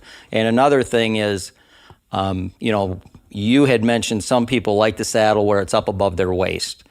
If you have a saddle and it's up above your waist, that is kind of detrimental, because what that does is it locks your upper body mobility into your lower body, where you can't spin at the waist to shoot behind you. Once you bring something up into your lower back, it locks these two together. So you lose that ability to spin at the waist to shoot back behind you. Because when you got that at belt level or below, you can spin around and you can easily shoot directly behind you 90 degrees, if not 120 degrees. And as far as me, when I'm sitting in my saddle, my knees are bent probably 30 degrees. So I'm not like, when I'm sitting in my saddle, I'm not like 90 degrees like you're sitting in a tree stand in a seat. My knees are only bent like 30 degrees. One thing that hasn't been brought up yet is knee pads. Yeah, good point. Great point. I wear knee pads. I used to think, I don't need them. Until the first hunt I used them. I won't go in the woods without them now. I tend to find myself a lot of times with one knee on the tree, both feet on the platform, and my legs at like a 45-degree angle. So I'm kind of in the middle between leaning and sitting. I don't sit flat like you would sit at a 90-degree in a deep squat. So I'm kind of a hybrid between the two. I'm leaning, but I'm also kind of into the tree with one knee for support. And that also, we all try and set up so that I have to move as little as possible for the premier shot that I'm looking for. And when I'm in that position, I've got one knee on the tree, 2 feet on the platform, and a rope at my hips. It's hard to get much more stable than that for my setup. Couple of questions last questions on comfort. There's the common, or somewhat common question of hip pinching. That's a thing that people with past saddles have had concerns with. People wonder, you've got these 2 ropes pulling off either side of your hip, so you've got this pressure point right there, your hip points kind of. Is there anything you guys recommend to avoid that, whether it be how you adjust your saddle or what you wear? Or Bridge length has a lot to do with that. That's where it's coming from? And yeah, you guys can probably address that for future reference. Yeah. Bridge length's definitely one. Saddle sizing. If you don't have the right size for your particular body shape, your tether height. The higher your tether is, the steeper that tethered angle is, the more it's going to feel like it's pulling up, and the more pressure you're going to feel on the top of that saddle, and the more you're going to have stuff around your hips. The lower it is, and the more flat you can get that angle. I mean, to a point, right? You don't want it horizontal, but to a point. Now, instead of all your weight being in the saddle, you're spreading some of that weight to your feet, and it allows you, the saddle is now pulling you toward the tree instead of pulling you up the tree. And that makes a big difference. That does make a big difference. And those are all really good points to consider, but there's another way to look at that problem too.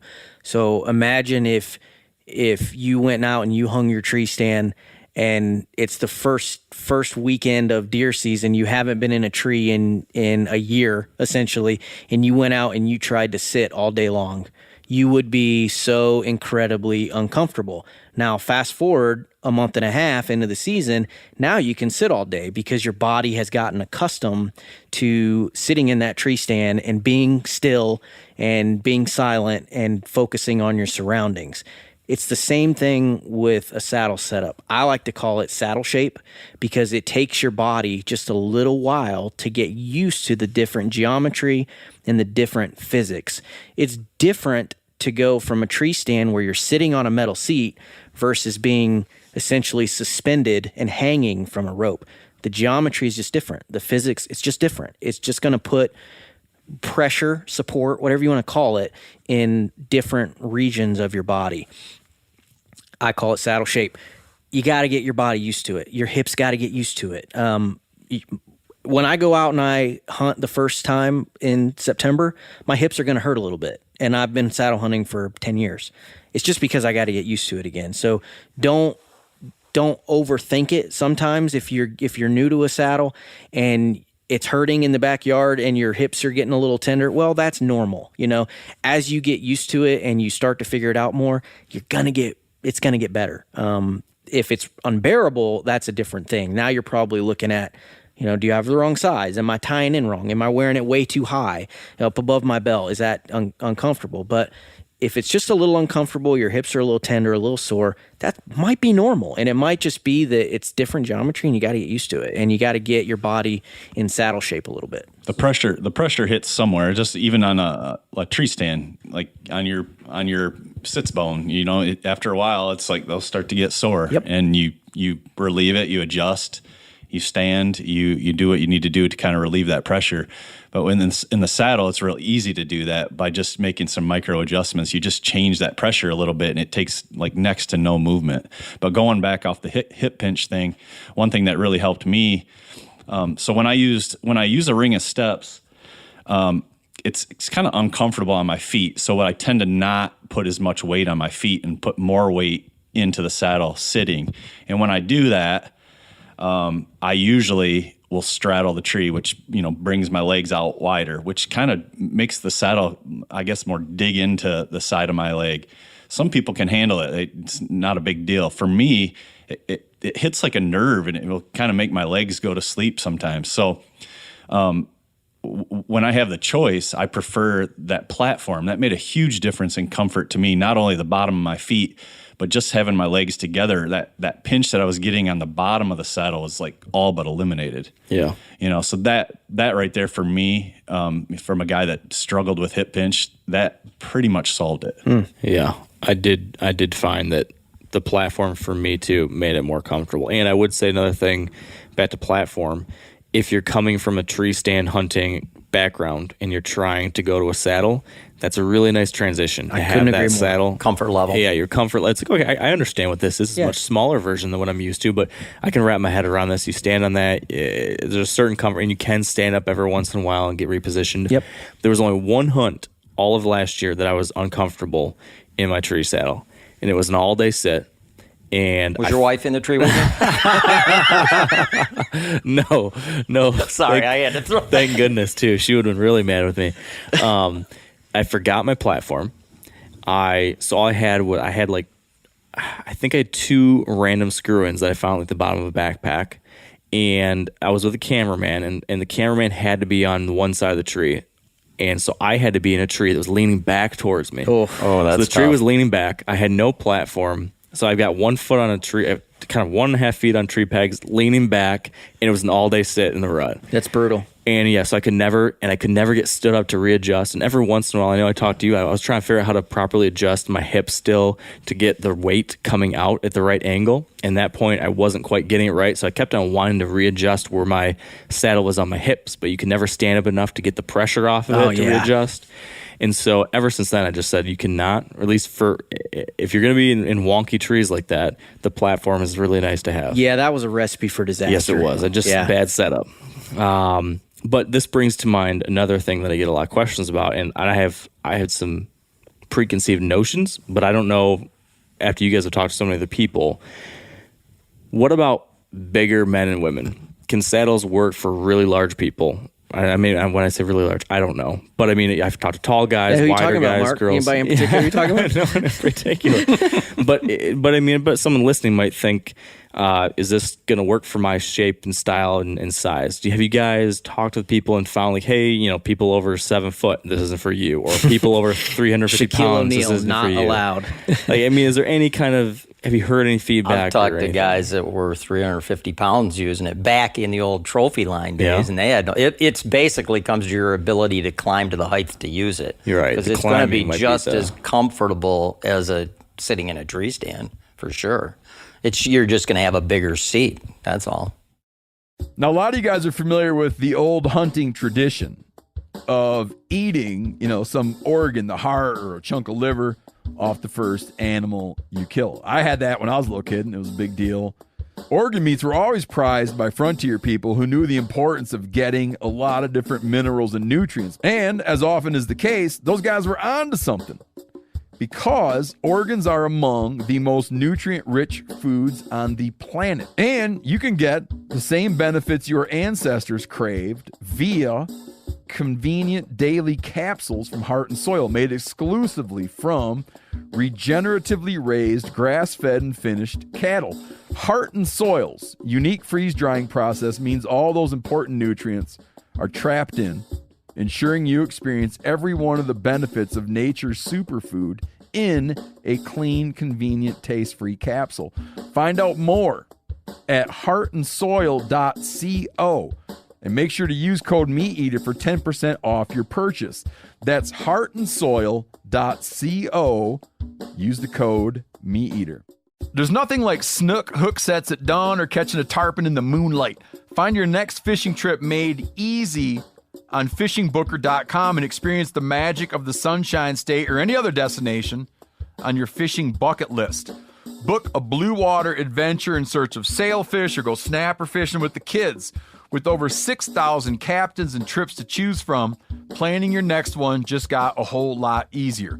Download the Fishing Booker app on the Google Play or App Store, or visit them online at fishingbooker.com to book your trip today.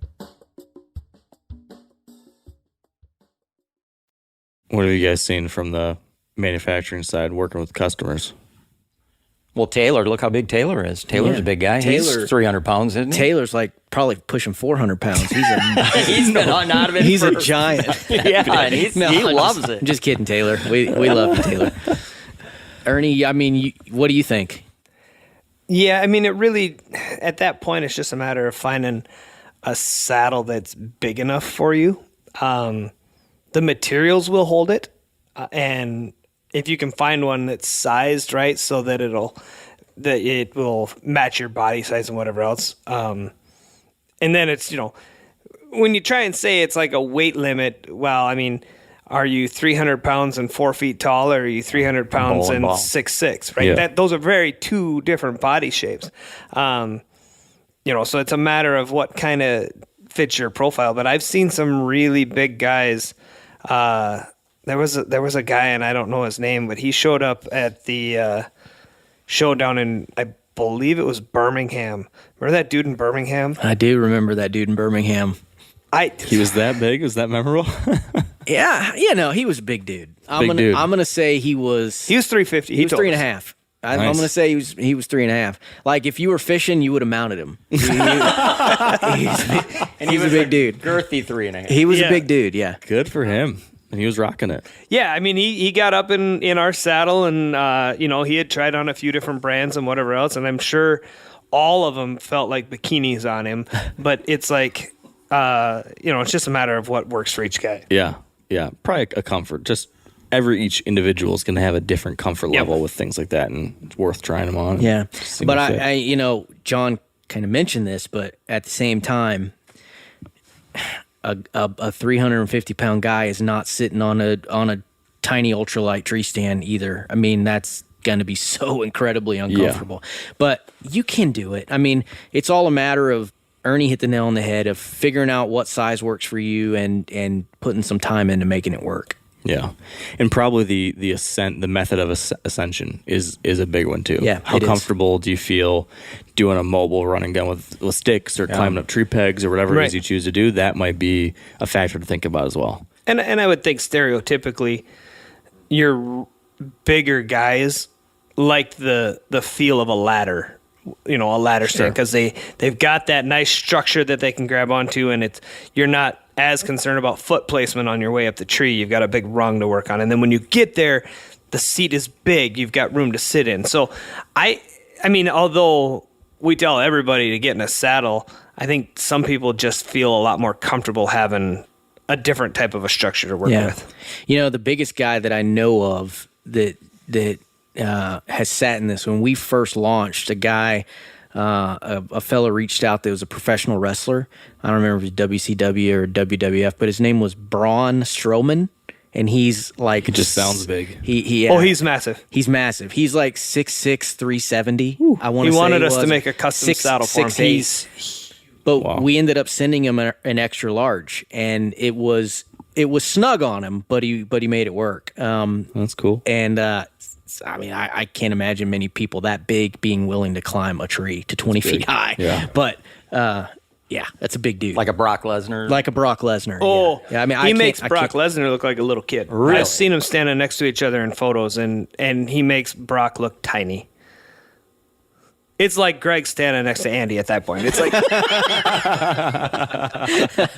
Oh, it's that extreme, huh? So we're safely up in a tree. We've got the right gear. We're feeling comfortable. We've took our nap. All the things you need to do. You've adjusted in the tree as there's deer moving past. So you're always hidden. You're 7, 8, 9 hours into your all day sit. Man, this is the perfect hunt. Yeah, this it is awesome. It's nothing's dead yet. we It's got perfect. We got to see a deer. We just need a 160 to come by now. It's 5:15 in the evening. The sun's heading towards the horizon. The wind's sort of starting to die down, where you really are hearing the birds chirping again, and you hear the leaves crisping and crunching again. You ought to be a writer. Well, I gotta look into that. I can't tell if this is a romance novel or if it's a hunting story. This is the Here comes Braun Strowman with his long flowing hair. All right, we're almost to the climax now. And then you hear that twig snap. And then that you perk up, but then there's always that second where you're like, is it a squirrel or is it a deer? And then you hear it again, or you hear the right cadence of the steps. And when you're so, okay, yeah, that's actually a deer. Now you're thinking buck or doe. You slowly turn your head, you see it's a buck. You see it's a mature shooter buck. You're going to try to get a shot at this deer. I want to know what is going through each of your guys' minds and what process you go through to set yourself up for a shot in the saddle. Now, maybe each of you can describe a slightly different scenario of how that deer is coming in or what you might imagine. But I'm interested to hear what you're doing in the tree, because it's a little bit different than if you're just sitting in a tree stand. Maybe John, you want to lead us off with what you're doing, what you're thinking about, how you properly get a good shot out of the saddle. First thing is going to be, where am I hunting? If I'm in a bedding area where he could turn and go any direction, I'm just going to keep watching until I know he's going to make a movement to a direction where I may need to move. If I'm at a destination location, like at a primary scrape area where I know he's going to come into the primary scrape area, I'm probably already set up for that shot because I set up to shoot to that primary scrape area. So it totally depends on the location. But let's just say carte blanche, I see a buck and he's coming through the timber, through the swamp or whatever. My first mindset is, okay, where do you think your opportune shot's going to be with the way he's moving and the direction he's heading? And then I may, at that point, well before he gets close to me, I may move into position for that, because it's always best to move into position as soon as you can so that you're not making any movements when they're closer. Mm-hmm. And then if I need to move and make an adjustment as he gets closer and he's going to be in a different spot than what I assumed, then I will make that adjustment. But I'm always keeping my body behind the tree, because it's so simple when you keep your body behind the tree to just barely lean out to the side and take that shot.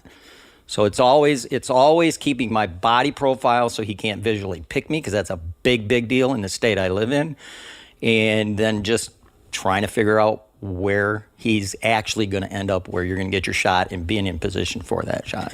And it's kind of akin to you'll have two decisions like this. When I'm hunting from a tree stand, usually you've got the decision of, and this depends on person, but do you want to be seated or standing? Mm-hmm. So lots of times I'll stand if I'm in a tree stand. I'd like to take the shot from a standing position. So I'll understand at this point this buck's far enough away, or at this point the buck's behind this cluster of trees, I can make my movement. So then I stand. Or if I'm in a saddle, okay, this is when I will adjust slightly to my shooting position.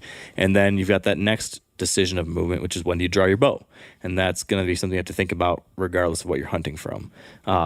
Andy, is there anything else going through your mind? Or what about feet position? What about what's the ideal shooting position? Like, should you be knees to the tree? Should you be standing up more fully, lean back? We talked about all these different positions for comfort throughout the day. What's the ideal position for the shot?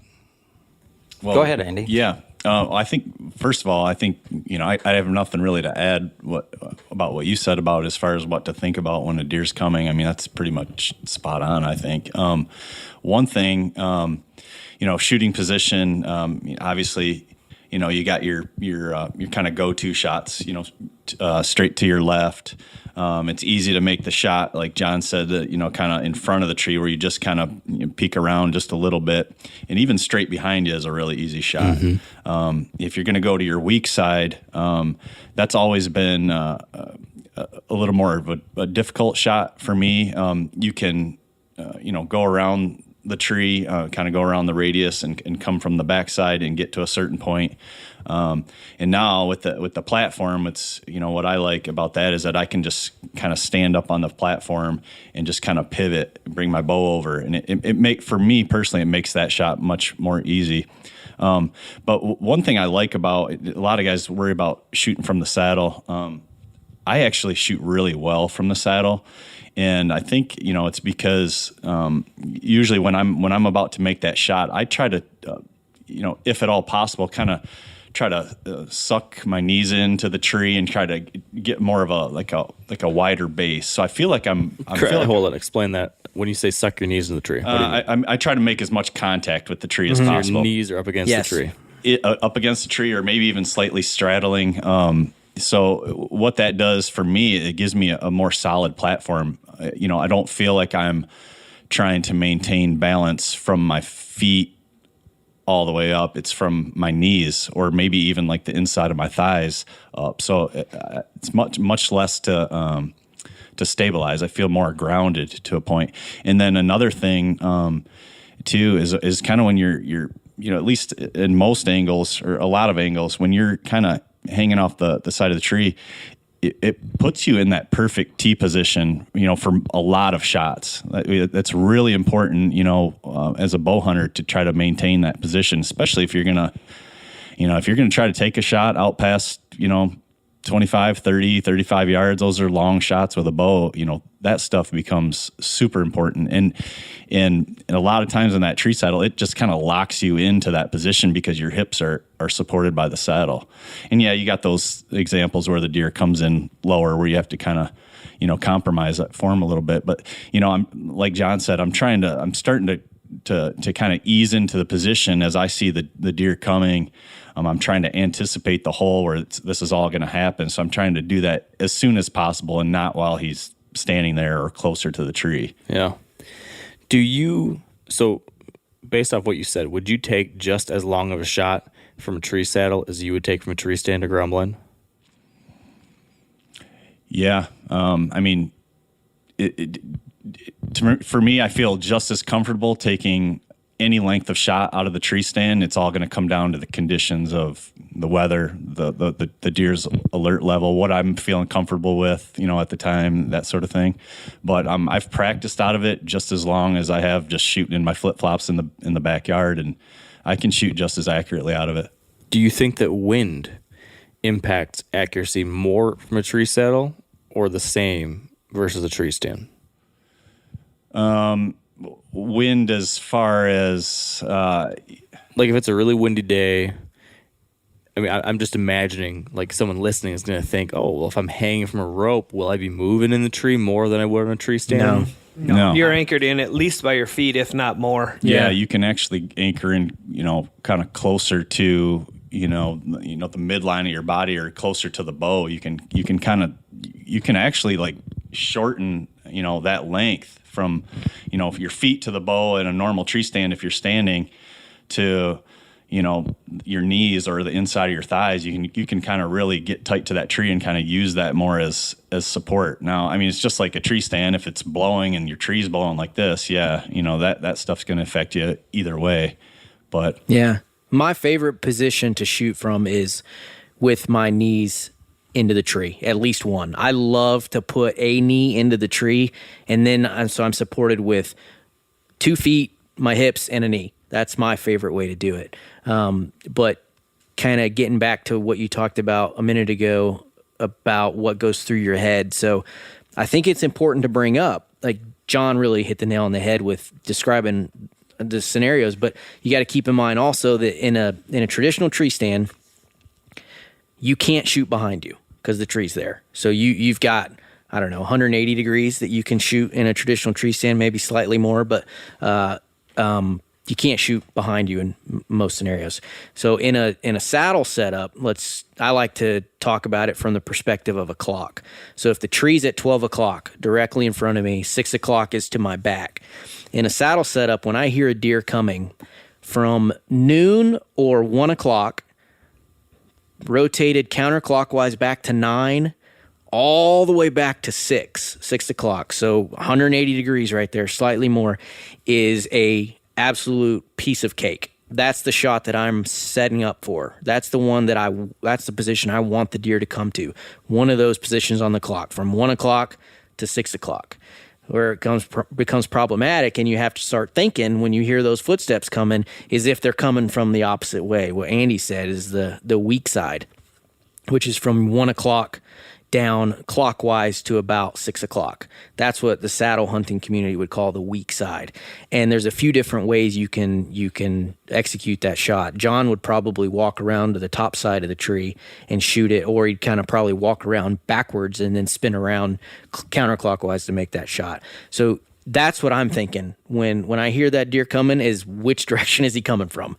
Because if he's coming from or coming from my weak side where I'm not prepared, I'm going into, okay, which method am I going to use to spin around to shoot that deer? Because in a tree stand, I wouldn't be able to make that shot. But in a saddle, I can make it. I just got to figure out the most efficient way, the most efficient movement to do that. Hopefully that makes sense. It's kind of hard to talk through without being able to visualize it, but a clock kind of makes the most sense for me. Can I throw something in on that? Yeah. And typically, if I'm going to, because I don't believe in taking a weak shot. I think that's a ridiculous shot to take. I've taken one in my 38 years of saddle hunting, and it was something where there was a big 10-point chasing a doe, and he stopped 6 yards right directly to my right, and I'm right-handed. So I had no option. I didn't have time to move around the tree to lift my bow over and take that shot, and fortunately I did it. But that's the only time I've ever taken that shot. But typically, if I see something and it's going to come to my weak side, which is going to be my right side as a right-hander, I'll move around to my left typically if I have time, because once I move around to my left, now I still have the tree as a blocker between the deer and me. Because the deer is typically coming from, like, let's say 5 or 4 o'clock. And you are now, as the tree is our 12 o'clock, you are stepping around your 12 steps o'clock. From your 6, and you're stepping around clockwise direction around the tree, swiveling around the tree up to 12. Correct. And then that 3 or 4 o'clock becomes a doable shot. Yeah, and I'm keeping the tree trunk. I still have the tree trunk to hide behind while he's still moving forward once I've made that move. Because if he's moving forward and coming in from, like, say 5 o'clock, if I move around to my left, or to my right, if I move around to my 3 o'clock, then basically my whole body is going to be exposed to making the drawing movement when he's within shooting distance. Whereas if I swing around at the 12 o'clock, my body's not going to be exposed. It's going to be behind the tree, and I just lean out to the side and take the shot. Do you need to adjust your tether or your rope man or your Prusik knot at all? Or think about your tether when trying to make that dramatic of a move around the tree? I'll let Ernie take that one. I think it depends on the size of the tree. Exactly. Diameter of the tree. I try to hunt in a tree that's going to be basketball size or smaller at hunting height. And in that situation, I don't have to adjust anything. If you start getting into a really big tree, obviously, as you circle around the tree, the circumference of the tree starts eating up more rope. Yeah. And that's where things get problematic. And so it really depends on the size of the tree. Yeah, and John and I were actually saying the same thing. If the deer comes in at 4 o'clock or 5 o'clock, we call it the weak side because it's hard to make that shot. But what my mind goes into is, okay, what movement do I have to execute right now to turn that into a strong side shot? Yeah. John would walk around the top side of the tree to keep the tree in between him and the deer because he's hunting on a ring of steps around the tree. When I hunt from a platform, what I would do is I would stand up, turn around, and then basically I would be like shooting from a tree stand. Yeah, because I would be standing on my little platform, and then I would shoot it that way. Heck, you can almost sometimes, while in your leaned back position, just swivel a whole hell of a lot. Absolutely. Almost be able to shoot to 4 o'clock without even moving The first around mule deer I shot in Colorado, I did exactly that. The deer came in to about 5 o'clock, and I just kept spinning. Luckily, he was a little freaking forky, and he wouldn't have picked me. I mean, a mature buck would have probably seen me do it, but I just spun all around, just like you said, and I shot him at 5 o'clock just by spinning around. It feels a little bit like, should I be able to do this? Yeah. But, like, you're surprisingly rock solid as you swivel. Absolutely. As long as you keep your saddle below belt level. If your saddle was riding Too up high. into your upper back, pull up? you wouldn't be able to spin around and shoot at Oh, I 4 see. o'clock. Because I your follow you. upper body would be locked to your lower body. And also, I got to touch on something real quick. We were talking about the strength of shooting from a saddle versus a tree stand. Anytime you're shooting out of a saddle, you have 3 solid hard points of body contact. You either got one knee and one foot on a step, or your knee in the tree and your weight in your butt. So you got 3 solid points. A lot of times when you're shooting out of a tree stand, you stand up and you're balancing somewhat on 2 feet on a little tiny platform to take a shot. So you only got 2 points of body contact, plus you're balancing yourself. When you're against a tree, the tree isn't moving. It's a solid, rock-hard foundation, and you got 3 points of body contact hooked to it. You hunt bigger trees than I do. My trees typically do. Yeah, I've been in trees that are definitely moving. Well, I have too, but I typically try to find a bigger one. Have any of you guys gun hunted from a saddle? I shot 2 bucks last year with my rifle out of the saddle. So this is another one. People are like, I don't know if that would work with a gun. Any considerations, any thoughts on how that works? I'll tell you, easy. I use the tree as a brace, and then swivel, keeping the tree on the brace. Okay. On the I'm a fairly keeping the new gun bull on the tree. I'm actually fairly new at the whole bow hunting gig, and so for the longest time, all I did was rifle hunt. From a saddle. Yeah. And yeah, I had no issues whatsoever. Now, most of my rifle kills are in bow range. So, I mean, it could have been bow hunting or whatnot. One thing, though, that I've started picking up that I just think is a lot of fun, I haven't been successful at it yet, though, is saddle hunting with a handgun. Yeah. Because it's that whole bulk, weight, everything, right? I can carry that handgun on a chest holster. I got nothing. Even a bow is big compared to that, Right. everything, right? And The so I can ultimate run sit and gun. there with a handgun, and there's no weak side. There's no movement there. Because I can take that gun under my bridge, over my bridge, back side of the tree, front side of the tree, turn around. I don't have to move at all to make the shot with a handgun. Now, I haven't been able to kill anything with a handgun, but in my mind, that's how it works. That's cool. For those who've been out there with a rifle, so it sounds like you just use the tree, but as far as rests, anything else? Is there any other? Would you ever use the bridge itself to kind of rest against? Yep. Something like that. I've shot quite a few deer with a gun out of a saddle, just like you guys. And I typically use the tree as a rest. It's a solid rest. Pretty good. Well, and it depends And on what either you're side. setting up, too. Yeah. Let's say you're in a saddle on a field edge and you're watching a field, right? So you kind of know where you're expecting to see animals on that deal.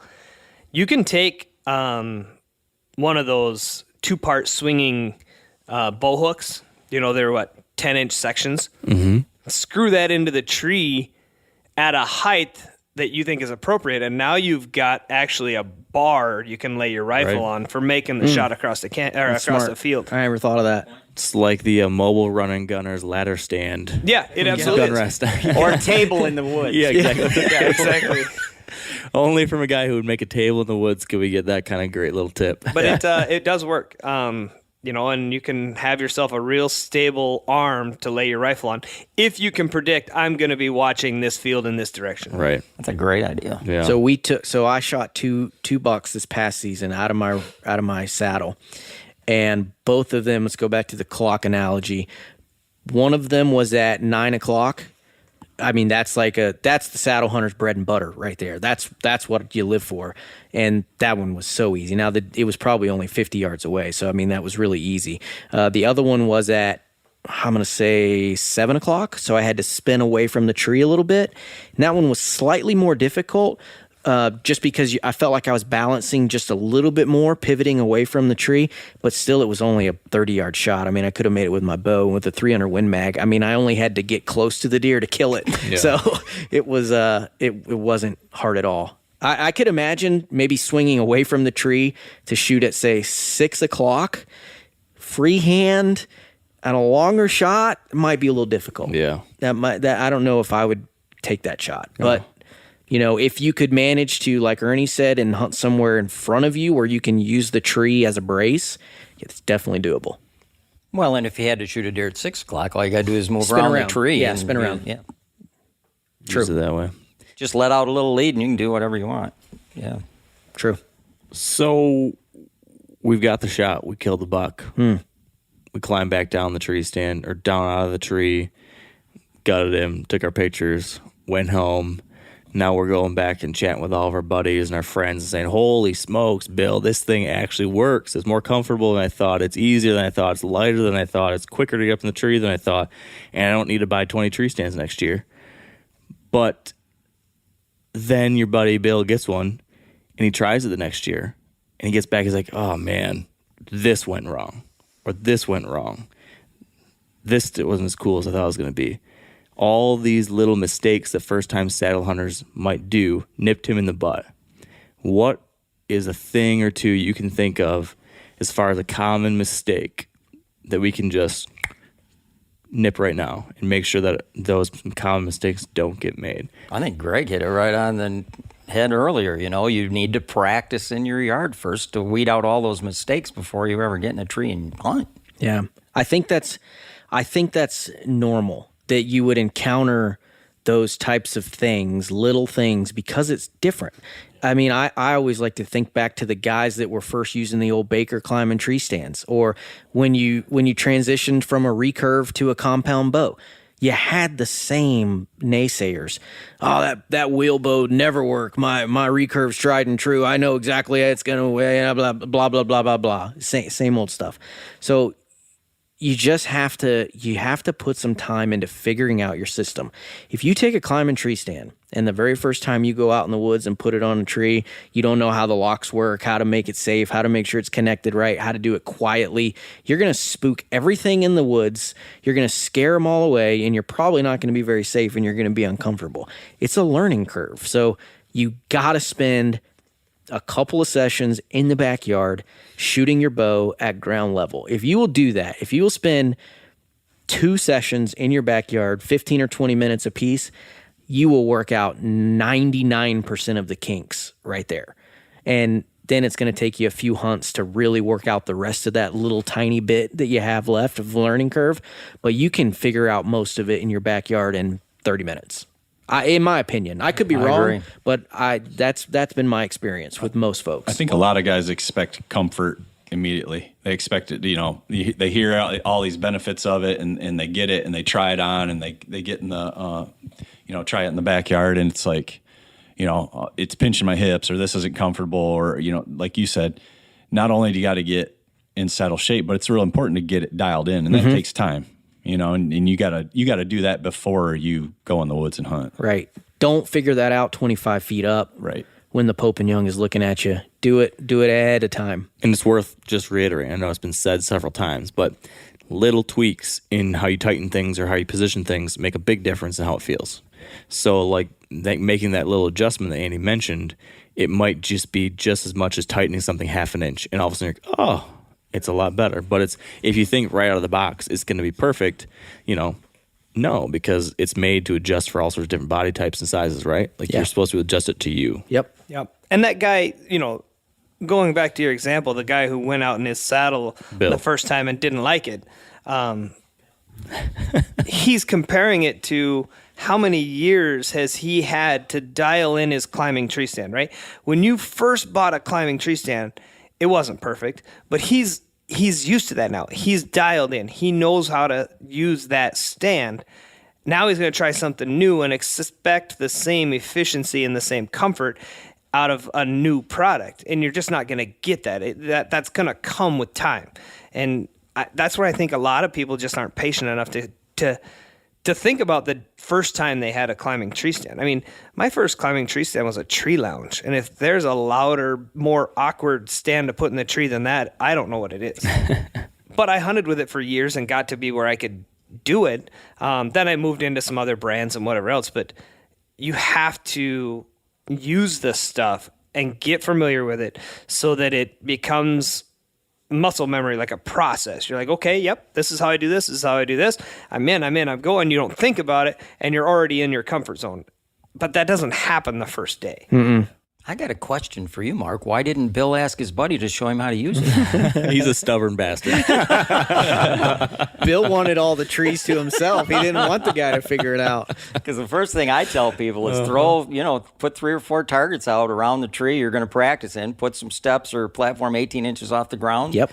And just shoot it just practice shooting at all the different targets. And then you're 18 inches off the ground. You just get out and get your arrows, get back in it, and just practice. That's exactly what I tell everyone. I practice right on the ground at ground level shooting.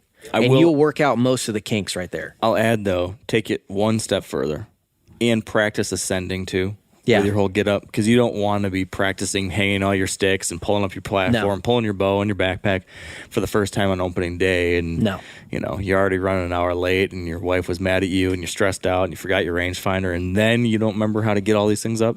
No, get that taken care of in the summer, or at least a couple days ahead of time. I mean, last year, I got my saddle just in time, like 2 days before I left for my first hunt of the year. And so I took it out, went out for like half hour, climbed up into a tree once with it, got comfortable in there, shot a few times, like, all right, I'm going. And I killed a really nice buck 3 days later and felt great. That was awesome. So it was really cool. I sent a saddle to my brother last year. He wanted one. He was going to hunt in Kentucky.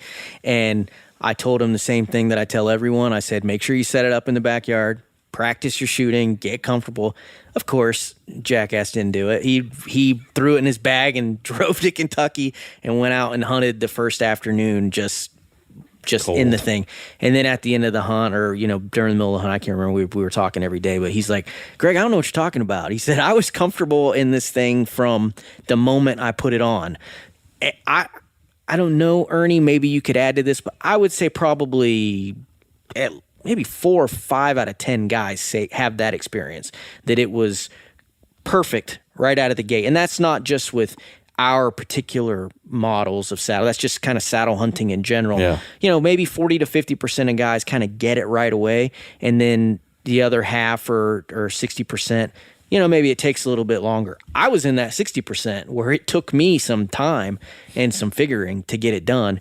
Sounds like Andy was in that same 60% where it took him some time and some figuring. So it's normal if it's uncomfortable, if it hurts a little bit, if you don't get it, it's normal. But those advantages that made you buy the thing in the first place, they're still there, even if you don't figure it out right away. So keep that in mind. Man, this is going to make me more efficient. It's going to make me lighter. It's going to make me quieter. It's going to give me the ability to shoot around the tree. Remember that as you're trying to work through these things and figure out your system, that if you can figure it out, it's going to make you a better hunter. I find that I don't know how to really relate this to any word other than I can say if you kind of come in for a fitting, people get it a lot faster. Yeah. I find this like all with a the knowledgeable time. person. Yeah. Yeah. Meet up with somebody who's used it and knows how to adjust it and whatever else.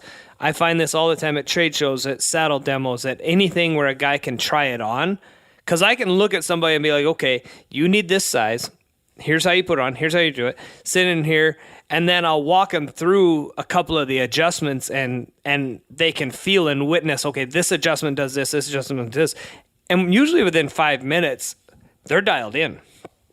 But you're not going to have that quick of a transition on your own. Yeah. And it's interesting from the opposite side of it, being the friend showing to someone, and I alluded to this at the beginning, but this is one of the only pieces of gear I've actually been excited to bug my friends about. I'm like, dude, you need to try it. Come, I got it in my truck. Come try it on. Just try it on. Seriously, you're gonna like it. Vegans, CrossFits, and saddle hunters, and they like to tell each other about the fact that they do it. It's something else. So here's the last question, and I asked my audience, the listeners, what kind of questions they had for the saddle hunting gurus, and the most widely requested question that we need an answer from was this, and I want to have us all answer at the same time. So you say, if it's a yes, say I. If it's a no, say no. So I'm going to ask the question, and then we're going to go 1, 2, 3, and we're going to answer. Okay? Can you pee from a tree saddle? Aye. You can do 1 and 2 from it. I was just going to say. I was going to ask about that next. You want some podcast gold? Let John describe that process. John, please don't. I will not describe that process. But it's possible, huh? Oh, I've done it many times. All right. Well, there you go, ladies and It gentlemen. involves a Ziploc bag and real careful placement.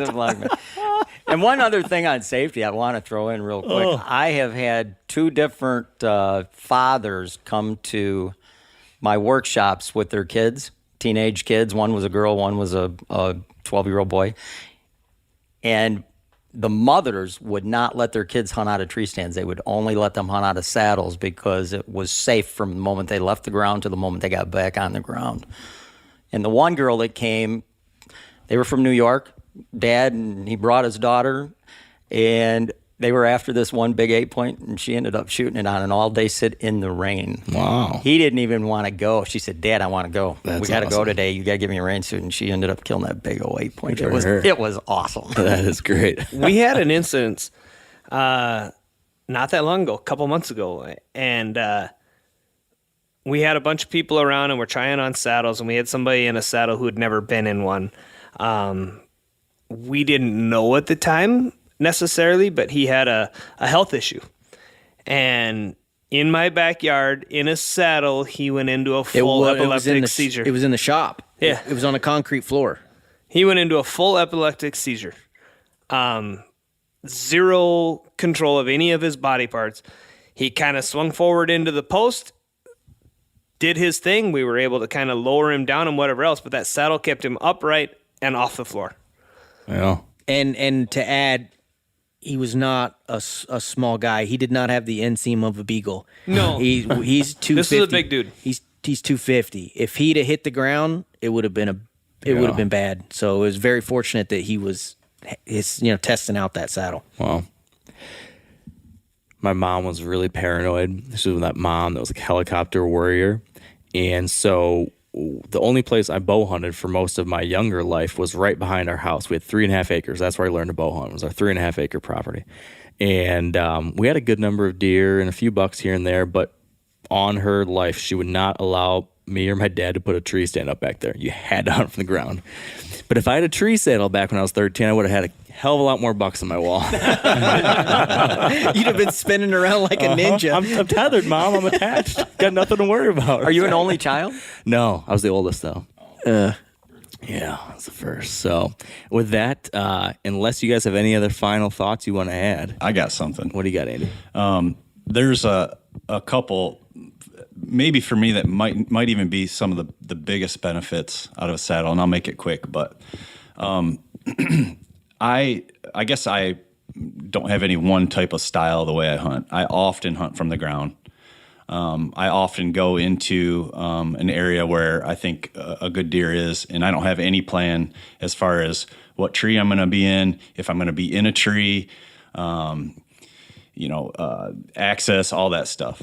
And with the tree saddle, what I like is that I can wear that in, and I can, without a problem, I can sneak through a standing cornfield without getting caught up on every stalk. I can sneak through marsh grass without making all kinds of racket of my tree stand, catching on the cattails.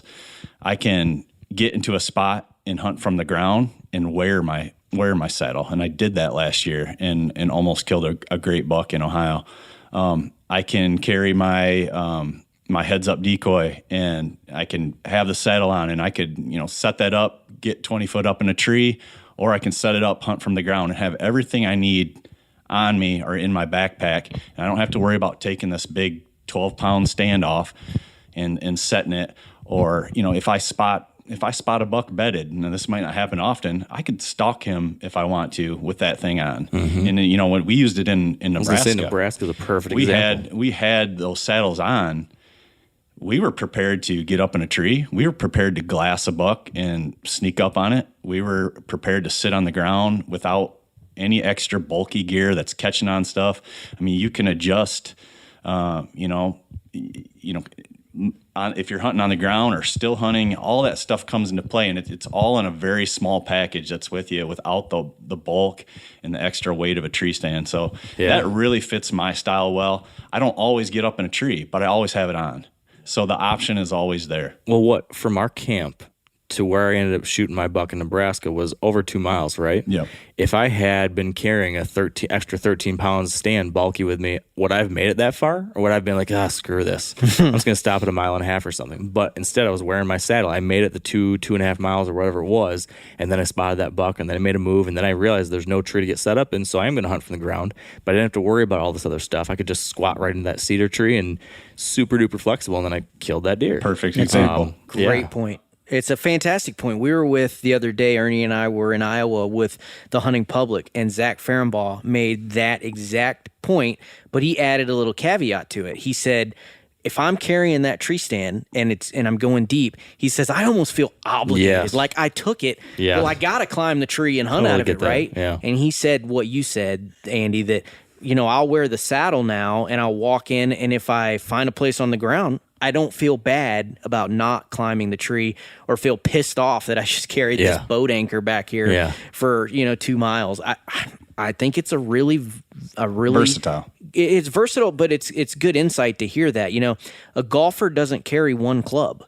A saddle, you don't have to be weirdos like me and Ernie that we only saddle, and John, like we only hunt that way. A golfer carries more than one club, right? So if you get a saddle, sometimes it'll work for you and maybe sometimes it won't. You choose it when it makes sense and choose it or leave it at home when it doesn't make sense. But the way what you just brought up, Andy, was really, really good about, you could hunt from the ground. It's really a versatile product. Yeah. And I will say, for in my position, having just started last year, after 1 year of using it, the where I've settled as far as where I see saddle hunting fitting into my repertoire moving forward is where I have tree stands already up from prior years. I'll keep hunting them because they're ready to go. But from here on out, hunting new locations, whether it be mobile or even when I'm prepping spots. Like this year I prepped a new farm and I only hung one tree stand because I wanted to have one tree stand for like a new hunter maybe who didn't have a saddle, just something. Otherwise, Who was fully that saddle. loser? That was Bill. Yeah, it was Bill. Poor Bill. I got a question for you, Mark. Yeah. And you're the perfect guy to answer this because I remember last year when you did a little 5 or 10 minute dissertation after you used the saddle. Yep. You had questioned how well it would work with a camera, and you found it to work very easy with a Very camera because a lot of great people question. out there use cameras. Really good question. Yes, that was one of my big question marks leading into it. It sounded like, oh, it's going to be tricky. But no, it actually worked better because when you're self-filming, you've got this camera arm that has to attach to the tree. And when you're sitting against the tree, that camera arm is off to one side of you. So for me, I typically put up my right side so I could hold my bow on the left and I could adjust the fluid head with the right to film. But when you're in that position, you can film, if we're using the clock idea again, but now I'm sitting with the tree is now at so the tree's at my 12 now. I'm facing the 6. I could film, obviously, from a 6 to 9. I could film maybe to 10 or 11, but you have to spin all the way around. And then going to my left, I could film easily 5, 4, 3, 2, 1. But anything behind you, you couldn't wrap the tree arm around you because there's only a couple feet of length on arm. So really, you couldn't film past 3 o'clock because you are in the way. Mm-hmm. So with the tree saddle, though, I'm leaning out away from the tree. So now that arm moves inside of me. So now I can wrap around the tree much more either way to film. Yep. Never got in the way, and it was actually better than from a tree stand. That's my experience too. I've been filming my hunts for 3 seasons now, and I mean, I hate carrying a camera arm, and Me too. it's stupid and bulky, and I hate it. Every year I say I'm not going to do it, and then I do it again anyway. But I have never once felt like the saddle got in the way of filming. It was always easy. And for me. again, you can maneuver around it more too with the whole fact you can move in the tree and the saddle better. That's another way. If for some reason the camera arm was in the way in my tree stand, I'm stuck with it. Now I can just swivel, adjust, shoot around it. Well, and I've So- heard a couple of people too that if you have a dedicated cameraman that don't even bring an arm, they bring a shoulder mount camera because the saddle itself gives you so much flexibility to maneuver around the tree that you don't need the arm necessarily to make those moves. As that's how Greg at THP's doing it. That's how they were doing it. Yeah. Oh, you're saying for the guy who's filming. So if I'm a cameraman, Yes. I don't bring an arm anymore because I can actually just You're doing that. use the body to adjust. Yes. and Exactly. That's slick. Yeah. It seems like a lot of movement to me, but maybe not. I've never tried it, but Interesting. Depends on where you're at. Yeah. Kansas or Iowa, it doesn't matter. doesn't matter. You just jump in the saddle with you and you just choke them out. That's right. Oh, somebody did ask me, like on a 1 to 10 scale, how much more likely will my wife be into me if I use a saddle to hunt? Do we have answers on that? 11? Yeah. I've got a second child on the way, so Yeah. question answered. Yeah. There you go. And with that, I think we'll wrap it up. Thank you, Greg, John, Andy, Ernie. Absolutely. fun. Thank Thanks you. for the was fun. opportunity. Appreciate it. And that is a wrap. One hell of a podcast, if I don't say so myself. I hope you enjoyed this one.